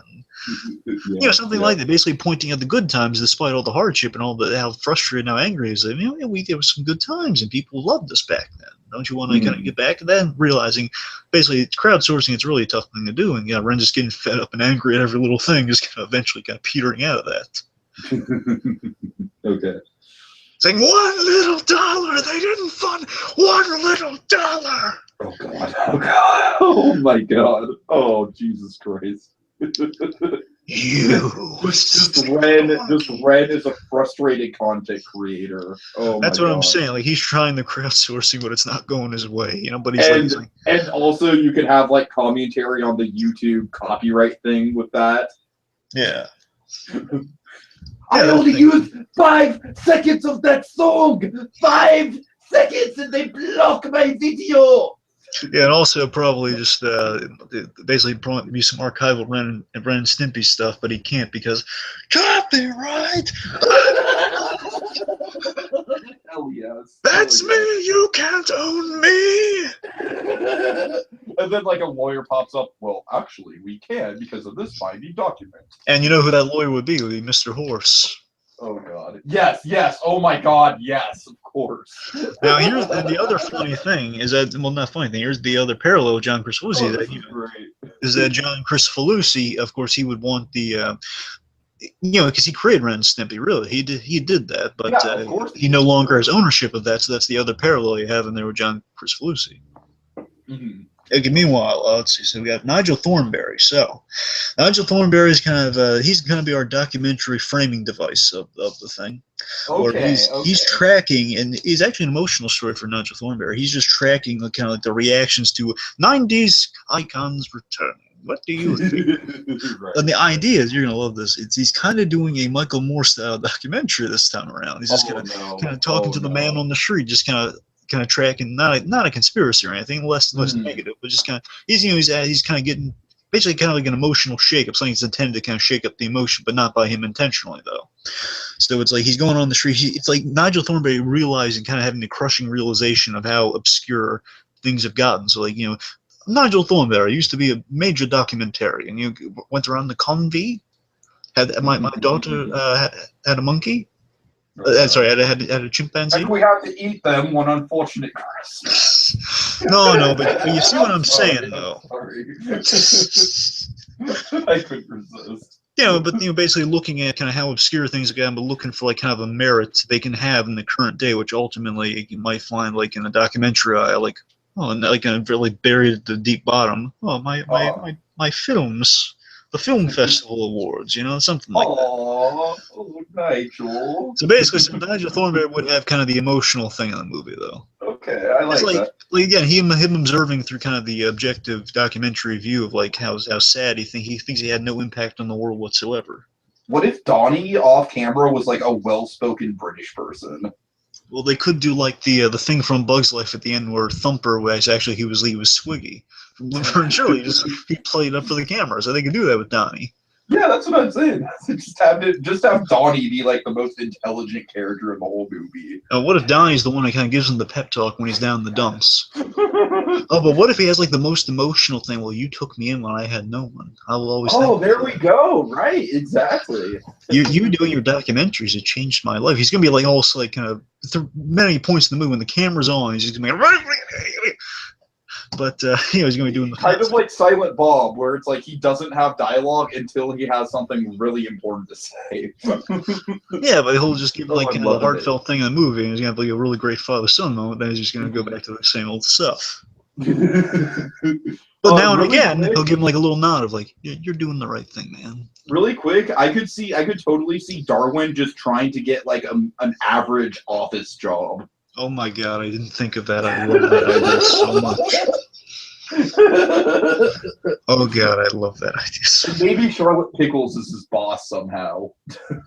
Oh, what if Darwin's like, no, I was thinking something a little too Squidward, more Squidward than Darwin. I was gonna think like Darwin owns an art gallery and Eliza's like the translator saying, "Oh yes, this piece was done by the artist here," and she's the only one that can speak for him. But then again, I guess that's like the thing they play for the cameras. Everyone can understand Darwin. So yeah, I think they do it. Well, actually, what if Darwin was like a Wall Street guy? I could maybe. Yeah, he was like the smart investor or something. Okay, yeah, I could see that. Sure. Okay. No, maybe I'm just throwing some stuff, random stuff. I didn't think of Darwin at all. So. Okay, anyway, so Cat Dog, pretty much they're the classic comedy team, their classic shtick, the Abbott and Costello kind of mainly. You don't have to change Cat Dog at all. Like literally, the charm of Cat Dog is that you can just throw them into any situation and watch them bounce off of it. Exactly, kind of like Abbott and Costello in terms of like just any situation. With that though, I basically say they're kind of the R2D2 C3PO of the movie. They just kind of end up in places, and they're just kind of they're chasing garbage trucks randomly through the scene. They're just kind of having a little banter. It'd be great if they had if they got split apart, and so throughout the whole movie they were trying to get away from each other, but they kept bouncing back. I'm done with you, cat. But you mean if they did can't get away from each other? Well, I didn't think of that, Barb. I'll tell you what I did think of them, though. Because I figured they wouldn't have a huge role, but they still have a funny role, though, kind of like, again, like an Abbott Costello, like now and again. But I did have one really great payoff for them, though. Okay. They would end up, because of just the fact they're in the real world now, they would be spotted. It's been many years. It's the oddity of a two-headed animal, a biped, like it's the head of a cat, the head of a dog, and basically they would eventually. This sounds really ridiculous, but hear me out. They would end up on a Sarah McLachlan commercial for kind of the desperate animals, just like he was. Oh no! Oh god! And just this cat. I can't stand those commercials. By the way, That's what I'm saying. So you're making fun of that by saying, well, it's just, you hear this emotional music behind cat dogs, like dogs looking happy-go-lucky, cats just looking. Why are we here? No. What if you do that, but with Cat Dog and Ren and Stimpy? Oh god! Like you just see Ren just like freaking out and like tearing his hair out and shit, but like sad over the top music's played. Oh god, that would be great. That's another arms of an angel. Well, eventually, with their stories do peter out, maybe they're both simultaneously caught by a dog catcher, then they're both kind of angry beaver styles, end up in a situation where they're like pal and then adopted by Sarah McLachlan. Yeah. Oh god. And then basically, for the commercial purposes, in the minute that's kind of like a Ren Snippy payoff of like, wait, get out!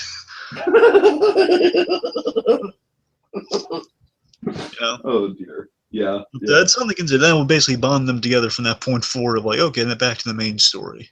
Okay, let's see. So Rocco, here's the payoff for some of the other stuff here. So Rocco, he's trying to adapt. Rocco's just like, because he's the kind of character he's easy. I can totally picture Rocco being the secretary at Nick Studios. That would be awesome, and I would love to see that. But what I had in mind was he is a phone sex operator, so Oh baby, oh baby, oh baby. Rocco, Miss Big Head. I want to see the big heads in there, like even in the background. Yeah, the big heads would be great. We should address another concern for this movie, by the way. It could become Looney Tunes back in action if it's not careful. I thought you liked that movie. I do. I'm just saying most people don't like that movie, though. Yeah. I'm just saying I'm addressing it. I'm saying Looney Tunes back in action is something. I've never seen it, but I seem to remember you really liking it, like recommending it to me. Well, I mean, it's definitely worth a watch. I'm not saying it's the crowning achievement, but it's worth a watch. Is it better than Space Jam? It's probably better. It's cleverer than Space Jam. It's okay. That's the thing. You have to watch it for yourself. I mean, it's compared to Space Jam, it's a lot better. Okay. Anyway, because they're self-aware, some good meta gags in there. Nice. Anyway, so let's back to. I'm saying that is a fear. They could just become, like more of that than Roger Rabbit if they put everyone in kind of like a occupational job. But nothing against that though. Yeah, I don't know. I guess that's just kind of what I was picturing. I haven't seen Looney Tunes back in action, so I'm not really having that as a frame of reference. Anyway, so the point is that Rocco is just because I figured Rocco from the show is just kind of the immigrant essentially. He's the guy coming from overseas, just kind of getting to know everyone. He's just a pleasant guy, and he's just the genuine guy of the group. So Rocco would fill in the Doug position of this movie essentially. Rocco, he's just trying to adapt casually. He's like, as he did in the show, he just kind of go place to place and learn things from people, Like he would just kind of go for, like, Rocco goes for a job. Rocco goes to the DMV. We've had these episodes. So Rocco was just looking for answers. So Rocco, he basically has a meeting. He's trying to get to the bottom of, well, how do I stay relevant? So he's just asking the source directly, which is something Rocco would do. You know what I mean? Oh, yeah, totally. So Rocco, he goes to visit SpongeBob. Oh, no.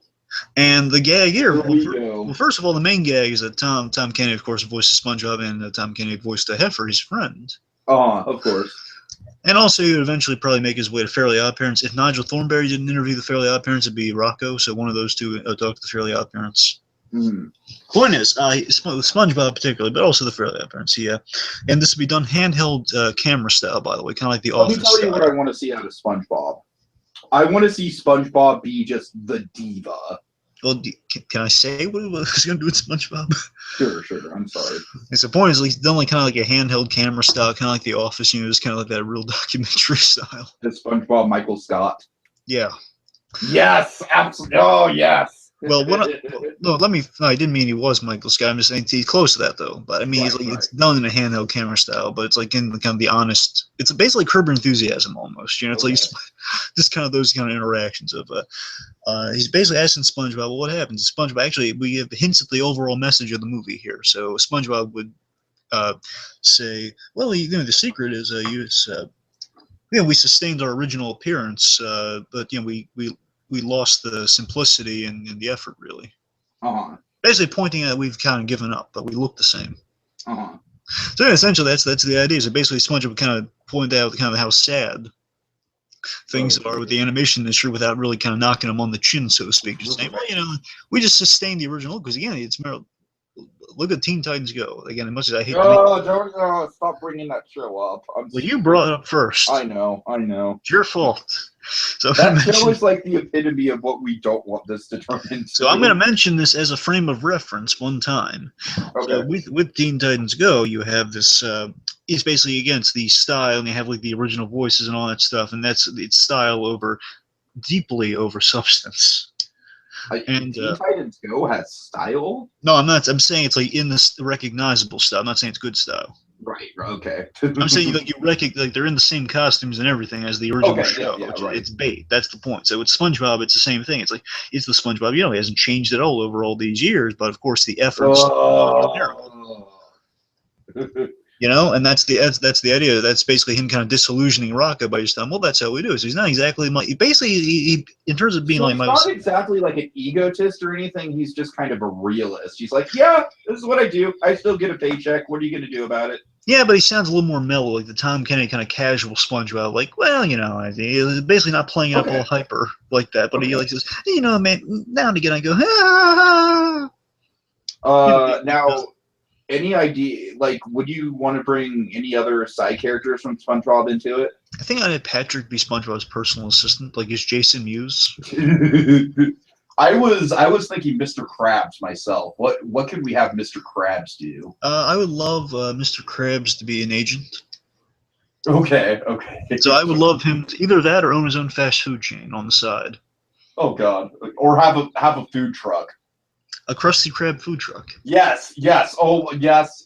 Okay, there we go. I want to see. So again, I'm more like I basically put SpongeBob kind of sparingly around the location than having. And then he could date frickin' Scarlett Johansson.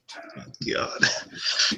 Okay, but you see what I mean? It's like SpongeBob, he's not ignorant per se, but he's well aware of the Hollywood system, how it's benefiting him. He's just kind of like the bubble-headed star of like, well, this is how it works, I like that. Okay. So basically, that's more deep thinking than I was going for. All right. Basically, it's like SpongeBob. It's less bubblehead. It's more like he's like underhand. It's like he's kind of like subtly malicious. Just saying, well, yeah, this is how it goes. This is how Hollywood works. I'm at the top of the heap right now because I was more thinking of him just kind. Oh God,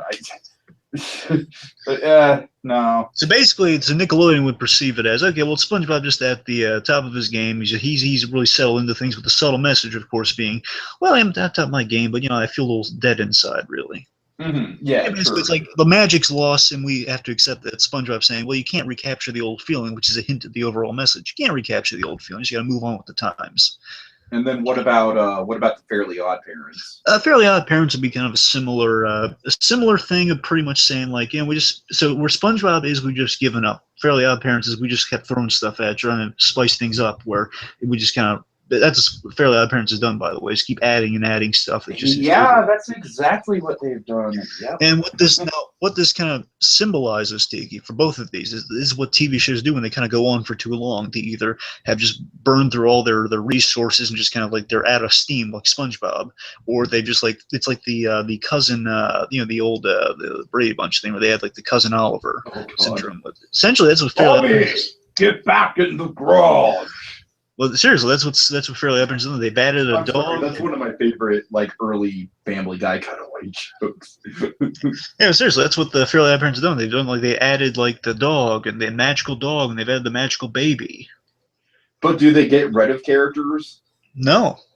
Do they neglect characters though? Probably. Again, it's gotten that bad. I don't watch it anymore. Right. And again, the parents like it's less giving up. It's more don't know. It's still giving up. But it's like there's nothing added to the. Nothing but pointless stuff added. the parents can just rot in hell. That's what I'm saying. It's like the parents are just like completely unsympathetic from more I than would from the love to get-go. see like some sort of commentary on the parents just being horrible people in this movie. Well, again, they probably played it. They could actually be really loving parents, like stage moms and stage. Okay, no, that'd be a great twist, actually. It's like basically I view them as kind of like Lois from Malcolm in the Middle, that she plays such an unlikable mother on the show, or in real life she's probably a pretty nice person. Oh yeah, sure. That's basically how you play it. Anyway, so that's what's going on with the Rocco's visit. Just kind of he's not really so disillusioned. He's learning. He's taking things in, which again kind of equates to the message of the movie. If, like you see two ends of the spectrum. Like if the NickToons did continue, this is what fate might have awaited them, which as we can tell. Right. So it might have been a blessing that they did get canceled for a while. They took a leave of absence for a while. We'll see. Quick thing with Rocco, does Filbert or Heifer have any kind of a role? Well, I mean, again, I didn't really factor all the characters in for each of these shows, but I haven't seen no reason why not. I mean, I'd love to see Filbert and Heifer in there. Like, I figure Heifer's gonna be like the driver, and Filbert's gonna be the nervous rider. Okay. It's like I think Filbert could be a good character, kind of bounce off of other characters. That could work. Again, I didn't figure the crossovers too much. I thought more plot than crossovers, And I obviously thought more crossover than plot. Which, I mean, there's nothing wrong with that. Philbert, you're right about that. Well, it kind of makes for a complete podcast, I guess. Yeah, Filbert definitely could banter off people really nicely. I'm nauseous. Actually, Filbert and Chucky would have a great rapport. Yes, that's what I'm saying. Exactly. Okay, so let's see. So Rocket Power pretty much is to kind of boil it down. They'd have the Austin Powers experience where they're outdated at first, but eventually they are accepted as retro, basically saying, "Oh man, look at these guys move on the skateboard." Totally. So basically, the Rocket Power gang would be accepted, and actually, so let's say Mr. Krabs. I want to say Mr. Krabs is kind of a very successful restaurant chain, so the Shore Shack can have a food truck. Ooh, that's okay. Interesting. And also, this is like completely non sequitur. Way Mr. Krabs wears Gus Fring glasses. Yes. And he wears a long tie. Just give him a tie and some glasses, and you have like just a hint of a Gus Fring. So maybe there's a suggestion there's more stuff going on for the adults and watching. Mm-hmm. Okay. Though the secret formula, it's meth. Oh God. That's why it's so good. That's why. There we go, folks. There we go. Mystery solved. That's why plankton can never. That's why plankton turned into Tuco. No wonder SpongeBob's so hyper. Oh, God. I guess. What do you? I was gonna say. Do you think Plankton's Jesse Pinkman? I could actually see Mr. Krabs and Plankton having a really good working relationship. Okay, well, let's like they're kind of buddies outside of the show. Oh, that'd be great, actually. Yeah. Like I could see Plankton and Mrs. Okay, here's the thing that here's the scene that Plankton has to be involved in. Okay, Plankton and Mr. Krabs are golfing, and Mr. Krabs accidentally hits Plankton instead of the golf ball. There. That would be funny, but you know what? I kind of like to think the Red Shoes is leading to that moment. I like to think they're kind of like the reverse Star Trek. So like it's on the show, it's like how Bill Shatner wasn't really friendly with anyone. Right. So basically, Bill, like on the show, they're enemies, but in real life, they're the best of pals. So it's like that's exactly what I could picture. Sure. Yeah. Okay. Yeah, let's see. So we're gonna mention Rocket Power. The real monsters, basically the real monsters would be kind of the heart of the movie. Actually, again, another thematic thing with the plot is that the real monsters. They're just kind of at first they weird people out. Like your average guy on the street's like, oh my God, that guy's holding eyeballs. Oh my God. And also Charlie Adler would have a role in this movie, by the way. So, hell yeah, he would. Anyway, so point is the real monsters. They're going to weird people out, including the Tim Curry one if we can swing it. Yeah, speaking of which, I think the Tim Curry one needs to interact with Nigel Thornberry. That would be excellent. I mean, that just needs to happen. I figure like a lot of Lego movie. Oh, look at this specimen of a creature. Again, I figure a lot of Lego movie interactions that they're in that vault for so long, they probably talk to each other many. Oh many yeah, times. I'm sure they all know each other. Sure. Anyway, so let's see. So it's basically the all real monsters. At first, they weird people out, but eventually they get accepted, but mainly by kind of your Spencer's crowd. Like kind of the guys who love the Spencer's type places. I'm sorry. What is Spencer's? You don't have Spencer. Spencer. It's kind of like the it's that location in the mall, like in any mall where you have like the weird. It's kind of a weird outlet store. Kind of like goth centric, but not just goth. Like Hot Topic. Yeah, but it's like Hot Topic has more class though. It's like the less classy. Hot Topic has more class. Oh dear God. Hey, what's wrong with Hot Topic? Oh man. No, Hot Topic is very classless in the West Coast. Okay, well, that's a difference then.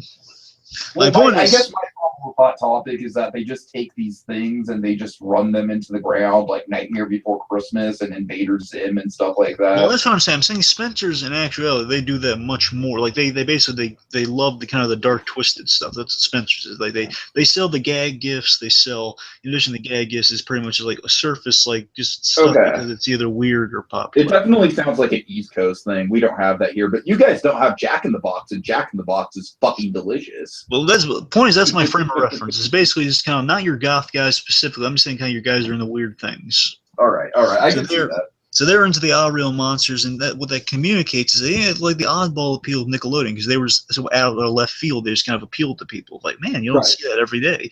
And I gotta tell you, All Real Monsters was always kind of like the nostalgic Nicktoon show that never really gelled for me.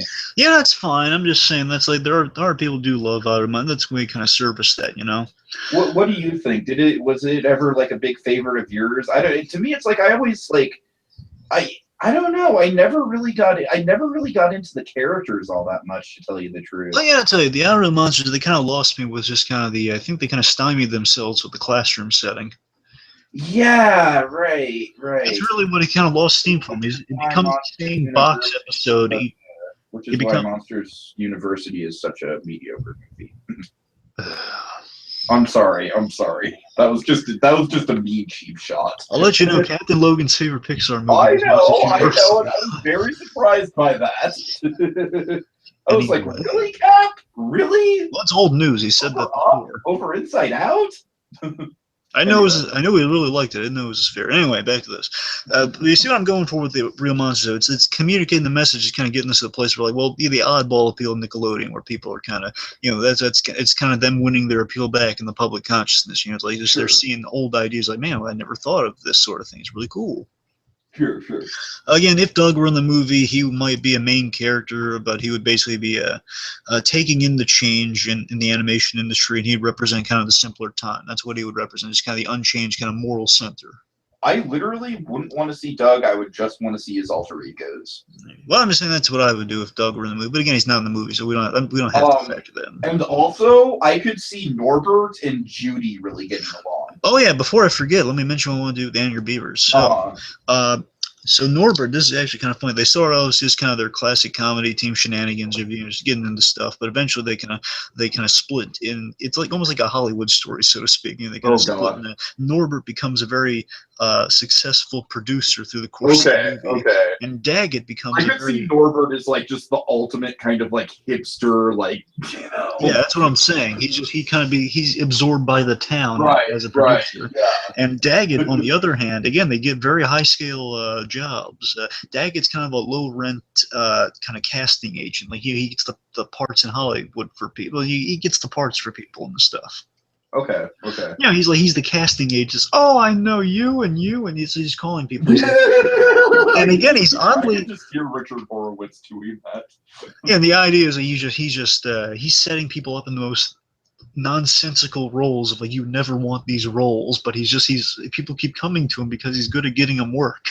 Okay, right. So again, he's oddly successful. You just kind of play the. That's good. I like that. It's the classic dynamic with these two is that Norbert's kind of the Bugs Bunny, he's kind of the Daggett. The Daggett's kind of the Daffy Duck. Mm-hmm.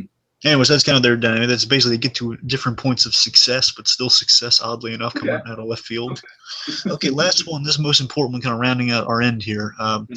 Arnold. So Arnold, in particular, I noticed the other characters. Let's space them out throughout. I just didn't. That's the problem with Arnold, man. Is that they have so many good side characters in Arnold. Like, Helga could also maybe appear on Angelica's reality show, just hinting at the fact that Helga almost got a reality show. I actually want Helga and Angelica to, I don't know, do you want them to be BFFs or enemies? What would be funnier? Well, I mean, Helga would take a liking to Angelica. That's what I'm saying. Oh, also, before I forget, I really want to see just all of the Nickelodeon antagonistic blondes in the same room. Well, so you would have Angelica Pickles, Helga Pataki, Debbie Thornberry, and then just for shits and giggles, throw in Cindy Vortex. Oh, it'd be great if basically that was the bridge way to that on Angelica's reality show. Basically, it's like her own kind of Kardashian friend circle. Right. Yeah. Oh my God. Right. So that's how you get. It'd be kind of like a commentary on like just the typical like LA Valley girl. You know what I mean? Because we saw in the Rugrats Go Wild how Debbie and Angelica bonded together. Totally. So it makes sense. Those three would be friends. I mean, again, we kind of ruled out Jimmy Neutron appearing in this movie, at least. But I would still want to see Cindy Vortex in there. Yeah, well, my gadget love. I'd love to see Jimmy Neutron just for the gadgets, really. But, I do. I said this on the actual review of Jimmy Neutron I did a while back, but the worst thing about Jimmy Neutron is Jimmy Neutron. Yeah. Well, let's not get into that now. Okay, look, I like the gadgets. I appreciate the gadgets. I just don't like the actual character of him. I think he's a Mary Sue if there ever was one. Okay, let's back on the point here. I'm sorry.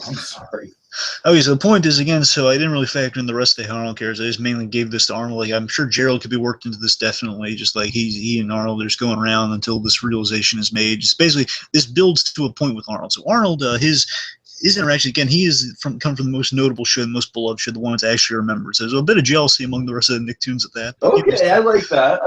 There's always a bit of jealousy around that. He's the one. So, like, basically, like, when he gets out of the vault, he's the one that everyone's like, oh, it's Arnold! Hey, Arnold!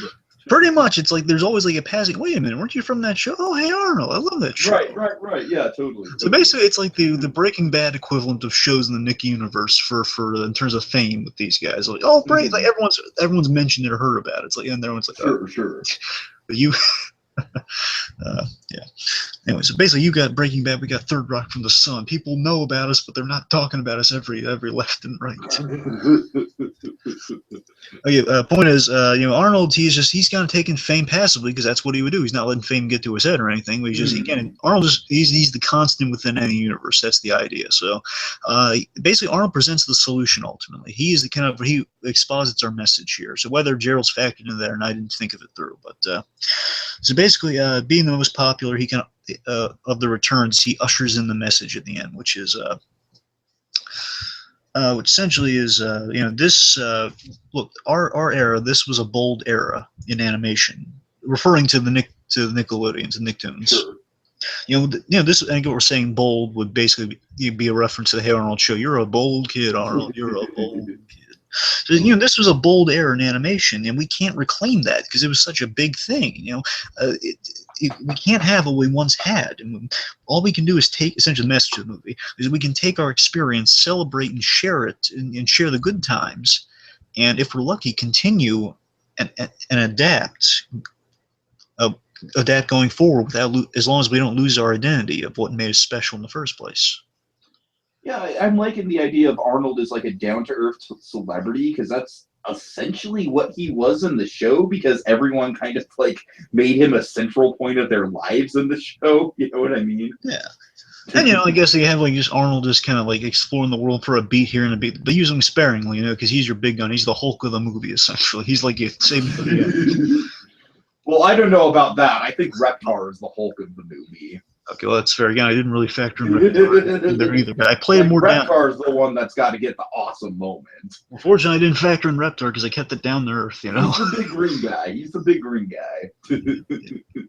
Okay, so the point is, let's see. So after Arnold just kind of delivers the message of the movie, It's just kind of, again, I didn't, when I was planning this, let's just say, let's go through this real quick to make sure I got kind of the major plot points here. It's all kind of sectioned out here. So, let's see. So, I guess basically, in the end, they find out it's harder to achieve the old success. There's a lot. It would take a lot more effort. Ren finds, they don't have the support of Nickelodeon like the old days. Mm-hmm. Which is a big thing. I'm just kind of going through the reasons what they discovered along their journey and why kind of they realized they can't do things the way they've been doing them. Yeah. It's like you can't. They don't have the support of Nickelodeon in the old days, because in the old days, Nickelodeon backed them for a lot of these gutsy plays, which paid off. You can't get away with that thing now. Communicating the lightning in a bottle, Nickelodeon was back in the old days. Of course. And it's like now it's much more corporate. It's much more of a corporate thing. So you really can't get your foot in the door these days. And of course, the ultimate. Yeah, good content creators have tried, like Steven Universe tried. And you get the old stuff still. And basically, the what we have in the movie too, I didn't really mention this earlier on. Basically, the old stuff still makes people laugh. So people do enjoy the Nicktoons, the old stuff. They love the old stuff. And that's the reason why our guys are succeeding individually in their things, but not to the place they were before. Mm-hmm. Okay. And basically, the old fan base throughout the film, the ending what's kind of building along with that Arnold message is that the old fan base shows them basically get them all on the same page in the end after Arnold's kind of delivers the messages, kind of completely closing out the arc for them. The old fan base, our main 3 to 4 guys, they show them old footage to remind them of themselves and the direction to take. And again, with the Arnold lesson factored in there and their other journeys that they've learned along the way, success doesn't come as easy as it did before, and it's not the same feeling. They reunite and they kind of form a united front. You're going to love this. I'm really proud of this ending. So, and this is prepare, fasten your seatbelt ticket. It's about to get very meta in here. Oh dear. So, essentially, they basically like a ceremony of some sort. They all like time's passed, like a month or so has passed, like maybe a few months have passed, and they basically put down like not a shovel, but like a little stamper, and they stamp down a logo. They stamp down the Splat logo. That's on TV. So basically, our Nicktoons, with the help of their fans that brought them out there and their new popularity they've gathered from this, they have formed Splat, the new Teen Nick. Oh no! Oh god! Oh god! So it's run. So I swear to you, the network that is bringing back the old Nicktoons and the new stuff. Let's not forget that. That's the reason we're getting this movie, after all, part of it. Mm-hmm.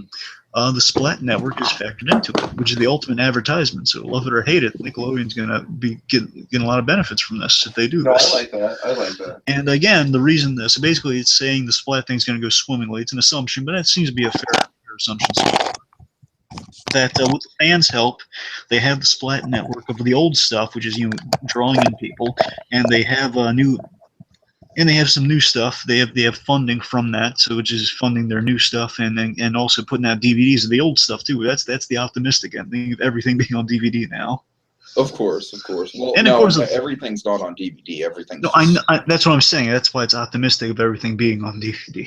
Right. It's like it's wishful thinking of that. After this movie comes out, everything will be on DVD.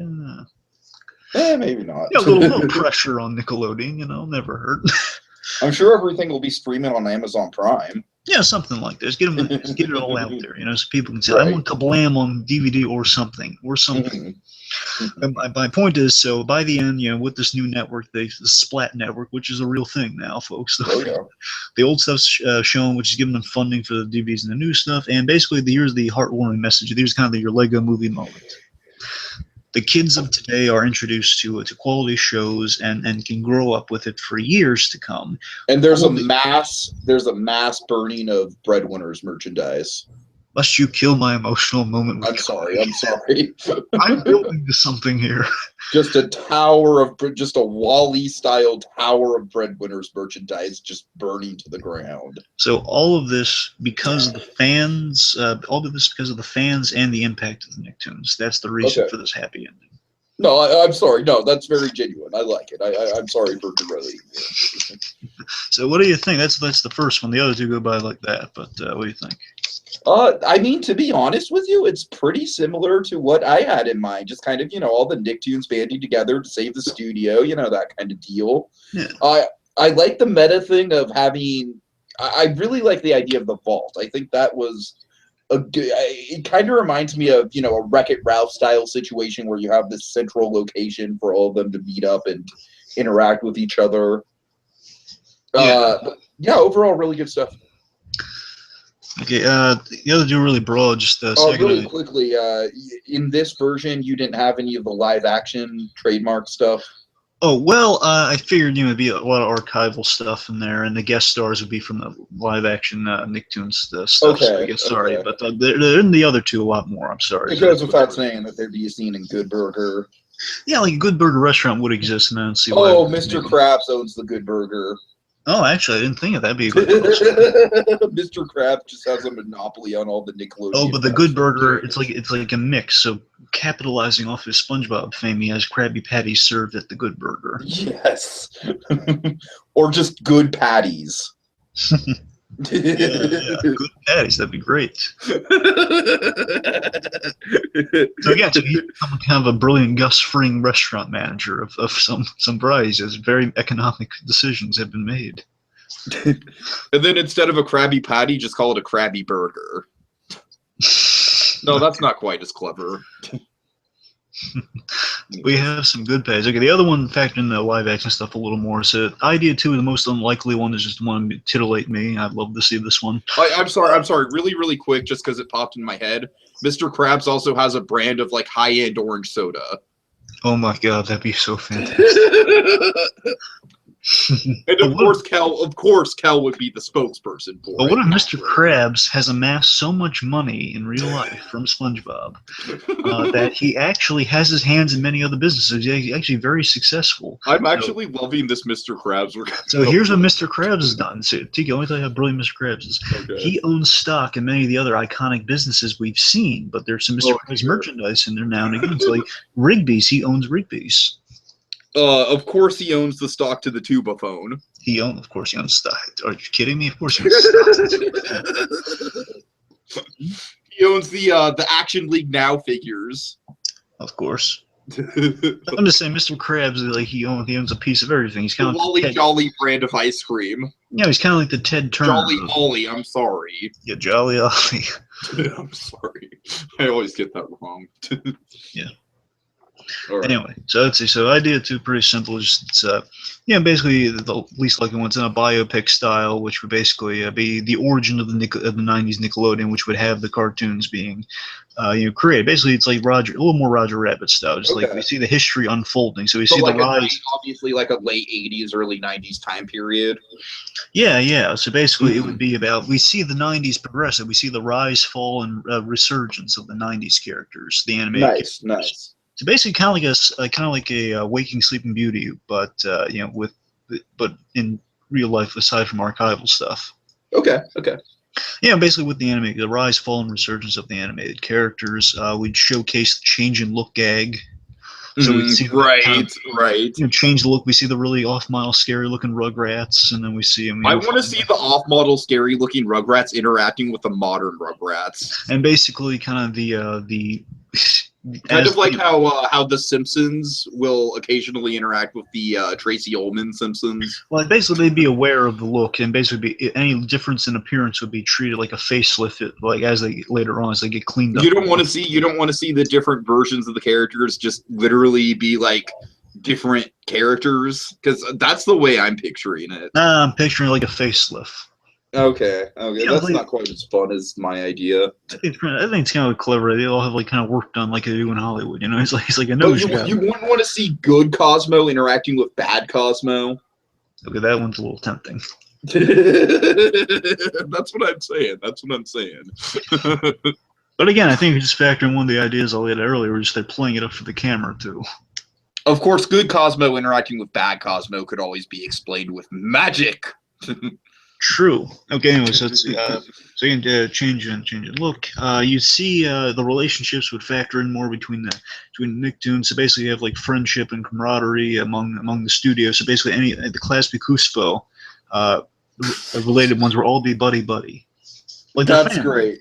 The classic Cusco ones would all be like a big family, and then the other ones would just feel like outsiders. So basically, if you're coming from the same animation studio, you're pals with that group. Okay. They're practically distant relatives, you know. Right. Of you course, all come from the same hometown. You're all pals, or at least you should be pals because of that. If that's the case, I would be really tempted to work in like at least a couple as told by Ginger characters. Yeah.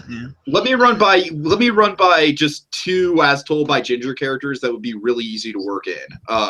Just Lois is the nurse because she's a nurse, you know, and and I think this one's actually a good one.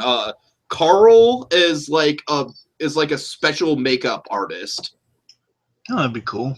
Like a creature effects artist or something like that. I don't know.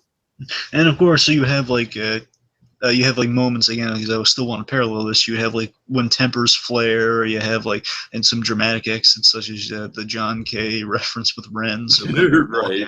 Basically, Ren and Stimpy the partnership would crumble, and then Stimpy would be fired because no, actually, I'm sorry, Stimpy would not be fired. He'd be kept on, but it'd be a bitter relationship between him and Ren from that point forward until they eventually reunited, and then they kind of had like a Martin and Lewis moment of like they shake hands and the idea would be that Stimpy does impressions of Ren, so he voiced him. Okay, I like that. So basically, it'd be like a David Prowse thing where he would dub the actor later on, and we'd see a bunch of. It doesn't make any sense at all. Basically, we see a bunch of shots where like Ren's head's like turned away from the camera. We'd hear dubbing of. We see Stimpy in a recording studio doing "You sick little monkey, see like Ren." So that's when you tempers flare. Basically, be more of kind of like a biopic. That's the movie I'd love to see. I have doubts of it though. I'm just saying that's like my personal film. Yeah. I mean, I don't think they. I mean, maybe if we had Lord and Miller on here, they'd go in that direction. I don't think Jared Hess is going to be that clever. Well, look, the big reason we have doubts about it, don't get me wrong, this movie in terms of the audience it's looking for. I mean, primarily it has to be directed towards. It's directed to us specifically because we're the fans, but like literally people in our exact age demographic. At the same time, it needs to be broad enough so they can still market it on kids and kids experiencing this, which is a noble pursuit, but still kind of limited. Which is why I'm worried that it's going to be SpongeBob heavy. Yeah, but again, I say if you're going to do it, I do with the first pitch there. I mean, for these other ones, there's no SpongeBob at all in them. I'm just saying for this first one that I did lay out for you there. I thought we came up with some really good SpongeBob ideas, though. That's what I'm saying. I'm saying if you're going to use SpongeBob, you got to use them sparingly and cleverly. If you're going to do SpongeBob, it has to be 90s SpongeBob. So he has the cleverness of 90s SpongeBob, but he's just kind of like in this position of like, the world's just given up on us. Mm-hmm. Anyway, so last idea, and this one I think you're going to love. This is factors in the game shows. Okay, I've been waiting for this. Okay, so folks, this one is it's pretty simple. This is like basically the other two are like a little more complex than this. A lot of ideas going on, a lot of Roger Rabbit kind of stuff going on. This is just like assuming when they say Roger is broadly saying, well, we have some live action crossover. But that's just the broad use of that term. This is what this movie would be. This is basically basically something that would reach to every audience and be simple, it'd be fun, it'd be easy to do. Okay. Basically, NickToons. I'm sorry. Go ahead. I keep derailing you by guessing your concepts. Yeah. So basically, this is kind of your classic Marvel situation where it's kind of like in the comics, whenever they would have a crossover between things, you'd have two omnipotent beings, kind of making a deal or making a game with each other, saying, "Well, I'm going to have my guys win. No, I'm going to have my. Let's see who wins in a fight." But instead of a fight, it's not a fight. Don't worry, it's not a fight. What they're saying, though, is basically you have a really mundane thing going on here. So basically, a Nick executive, an old-school Nick executive, is trying to essentially bring back the NickToons. Well, there's another executive, who's just kind of your average executive, has more power over him, who basically owns the new network. Basically, again, this would end in the same way of giving us the Splat Network. Let's just say that. So eventually, that's the payoff. We get the Splat Network. But getting us there, basically, they have a bet with each other, saying, "Look, I'll prove to you, if I can prove to you by the end of this meeting, the NickToons, by the end of our meeting on this day, within 24 hours, I can prove to you the NickToons are still a valuable commodity, and we can still market them, and still they haven't lost it. They still got it. Make that deal with you, give us a network, you give us a chance to kind of bring the NickToons back into the world. Because the guys, we're supposed to root for this guy. We like him. It's like, let's bring them back. Come on, what do you say?" And they strike up a deal. So we get this awesome little kind of Wreck-It Ralph-esque sequence here. where it's kind of a meaningful, kind of like the Kermit the Frog office scene from the Muppets, Okay. where he just like flips on a switch, and basically we see where the Nicktoons have been kept all these years. They've been gaining dust. It's been turned off for many years. Basically, like it's the inside of a TV set. Oh man, okay. So I mean, in both senses of the word. So the first sense of that word is like it's literally a tubes and wired TV set, Right, very right. Wreck-It Ralph-esque. And basically, it's all dusted and basically they're awake. Like a switch is flipped, and then the color comes back on the inside. And they're all just kind of like they're reactivated practically. I like that. Okay. And that's basically them coming to life, and they're wondering what's going on here, what's the deal, and then basically we get our live action in this case, where kind of our guy comes down there and he explains to them what's going on, saying, "Well, we have." Actually, it doesn't even come down there again. It's like classic, like kind of a classic Marvel crossover thing, where basically they're speaking on like an over on like a microphone system or something, saying, "Okay, guys, here's the deal. You have your chance at coming back, making people laugh, and kind of like the Muppets thing." Just making people happy. You basically have your chance to come back to entertain people, to get a second lease on life again, if you can prove to this man that you've still got it, essentially. So they've orchestrated a contest to prove this. And this contest is participating essentially in a series of tasks, adventures, and primarily the Nicktoon game shows. Of So, course. the Nickelodeon live-action game show. So basically, they are participating in a hybrid of Double Dare 2000 and the Hidden Temple. So basically, a few rounds of each. Wait. I'm sorry, but wouldn't it specifically be classic Double Dare? Like, if this is 90s, why would you do Double Dare 2000? Sorry, I keep saying 2000, but I mean classic Double Dare. Okay. I'm just saying, that's like an odd thing for a movie that's supposed to be all about the 90s. Okay, but essentially, just correct me if I'm wrong, essentially it's the same thing, right? It's Double Dare 2000, Double Dare. Yeah, it was essentially the same thing. Sure. Okay, I keep saying 2000 because that was what I nostalgically was just like leaning to, because it was like all shiny and new. Right, of course. Okay, but you see what I mean, though. So the idea is like they're kind of playing like essentially like 3 rounds. They give them like a series of mini adventures that can basically be created at this almost like the snap of the fingers of these two guys, orchestrate and everything. But primarily they're participating in these two, getting their classic shenanigans of the adventures, but also as they bicker with each other on teams. Mm-hmm. Because you got to remember, in these Nickelodeon shows, when you really think about it, aside from going on just your antagonistic characters, you don't really have a lot of primary antagonists for them to combat. You're absolutely right. You have antagonistic characters, but there's no like full. I mean, I think maybe someone like Big Bob might come close, but we all agree Big Bob's not really a villain. It's Yeah, you see what I mean? It's like you don't have in the 90s specifically, you don't have like any kind of world dominating guys. Sure. Yeah, it's really Plankton is like the closest thing you have, but Plankton they've given a lot of development to over the years. Yeah.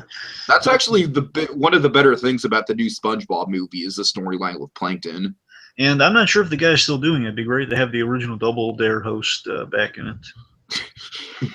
But if not, then again, I'm saying your roles for these game show hosts, or at least participants, would be, Kenan Thompson, Tom Kenny, Jim Cummings, Billy West. Of course. And basically just them competing, basically Nicktoons on teams competing in a trivia contest about classic Nickelodeon stuff, and also like having physical challenges that are kind of basically reenacting some of the old classic bits. Uh-huh. And that's basically you get live action stars cameos. It's pretty simple. It's pretty cut and dry. You get classic clips of Nickelodeon, but in them in new situations, and it's in the end they get the Splat Network because they win. I've got 2 just very, very, very quick pitches. Okay. Just basically like just ideas for a story. Oh, what do you think of the game show one?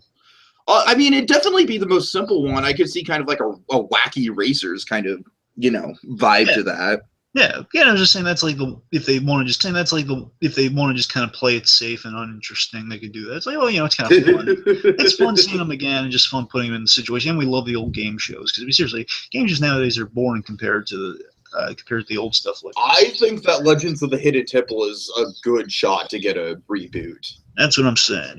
Because that show has so much potential for like awesome sets and stuff like that. I particularly just want Double Dare. I would love if we got Double Dare back. Mm-hmm. Okay, so yeah, but I guess really quick, I mentioned before we went on air, I think a really good pick to be like a live action lead in this movie would actually be Kenan Thompson. Okay. I'm not exactly sure what you would have him do, but potentially I'd like to see the plot kind of revolve around the Nicktoons helping Kenan and Kel get back together. Huh, that'd be, again, I didn't know they really had issues with their relationships. That's Well, I wouldn't want to play. I feel so fucking bad for Kel Mitchell, so I wouldn't want to necessarily play into any of the real world stuff. It'd be the characters of Kenan and Kel. You know what I mean? So like I could actually see like Kel being like the CEO of like an orange soda company or something like that. And then my other idea, and I think this would actually work really well, is to just base the plot off of like the Nicktoons going on an adventure having to do with the Legends of the Hidden Temple. But then again, if you do that, it might get into kind of Looney Tunes back in action territory. You know, again, Looney Tunes band, don't undersell. I mean, I'm not saying it's the best thing ever, but it's better than Space Jam. I'm saying, like, at first it sounded like you were going with Space Jam, but like, you know, they're gonna help our live action characters accomplish something. Right. Okay. But no, I think that's about all we got, man. I think we kind of ran the gambit on this subject.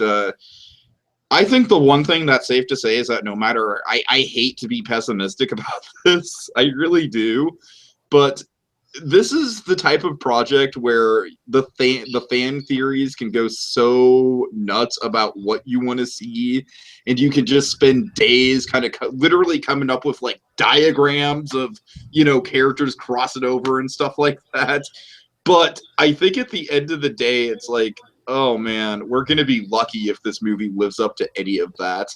I think we have to enjoy the ride of this movie more than we have the actual result. I want solid details, then I'm going to enjoy the ride, because I hate not knowing solid details about who's going to appear. Right. But I just wanted, like I said, I just want it to be just like side characters everywhere, just obscure ass side characters like up the wazoo. Yeah, again, give me Wreck-It Ralph style, ample characters, you know? I'm saying more than Wreck-It Ralph. Wreck-It Ralph, that was kind of a disappointment to me in terms of the actual video game characters that were in the movie, but that's a whole different thing. But anyways. Point is, again, the big thing for this movie, the big determining factor of this movie is even going to have a slight chance is if, again, God help them if they don't do the 2D style. Oh, God help them. Oh, yes, indeed. You know, that's man. I would if I were that director, I'd wear a bulletproof vest if I said. Get off of Twitter. If I were the guy to say, oh yeah, and by the way, we're gonna be computer generated. Bye. If I were that guy, I would then stock up. I would buy bulletproof vest that would be in like a bunker of some variety, and I would have no phones whatsoever. Yep. I have to use a bucket because I'd be afraid just to leave the room. Oh God! Like, oh God, he's gonna committed the ultimate act of heresy. No. Okay. And then he gets a call from his mother. Yeah, hi, Mom. We have your mother. No! I didn't make it. It was the studio. It was the studio. I could actually see them working this into like a meta gag within the movie. Like imagine if like the opening 5 minutes it was like all CGI characters and you have this gag of this guy who's reacting to the public outroar of it. So here's what you do: you have Ren enter the room with a bat, kind of Quentin Tarantino Reservoir Dog style. Oh God! Say, you try to make me CG, CG, and Snippy's trying to play good cop. Get out of here, man! They tried to make us made of triangles. Yes. He's basically going on a rant of an insane rant of some kind, and basically he mentions the triangles, and then he just goes off on like a tangent about triangles. The random tangent about triangles. Triangles, they're so pointy. I'll show you pointy. He's just laughing maniacally as he bashes him over and over again with the bat. And it's just like, you don't see. Here's the thing: you don't see him get hit with the bat, but you have that creepy thing when during the Happy Happy Joy Joy song when the background just turns this kind of this blood spatter background. Right. Yeah. And then basically what he would do, Quentin Tarantino style, is he would play Happy Happy Joy Joy Happy Happy Joy, and he had a smile on his face, laughing hysterically as he would do that. This needs to happen now. And then he makes a call on the phone after Ren leaves. Is change of plans. I don't care how expensive. Make it to the. And then it just cuts like NickToons, big epic title. And that's the commercial. That's the commercial for the movie. Oh hell yes! All right, my friend. I think unless you have any closing thoughts, I think that's kind of a great place to stop. We got hopes it's going to be good, but again, it's a great premise. Who wouldn't want this movie to happen? But again, our director has a big order. It's a lot of faith put on this guy. And again, guys, you only had one okay movie, really. Come on. Exactly. You guys had one okay movie, and the other one's just like, yeah, we've heard about it. It's hit or miss. Okay. All right. So I guess with that, do we want to come back and do a Cartoon Network equivalent of this? Oh, not immediately. Let's get more information on this first. Okay, fair enough. I do think that would be a fun podcast to do as well, just as a spitball thing. But all right, until then, you stupid idiots! You turned me into triangles! Triangles!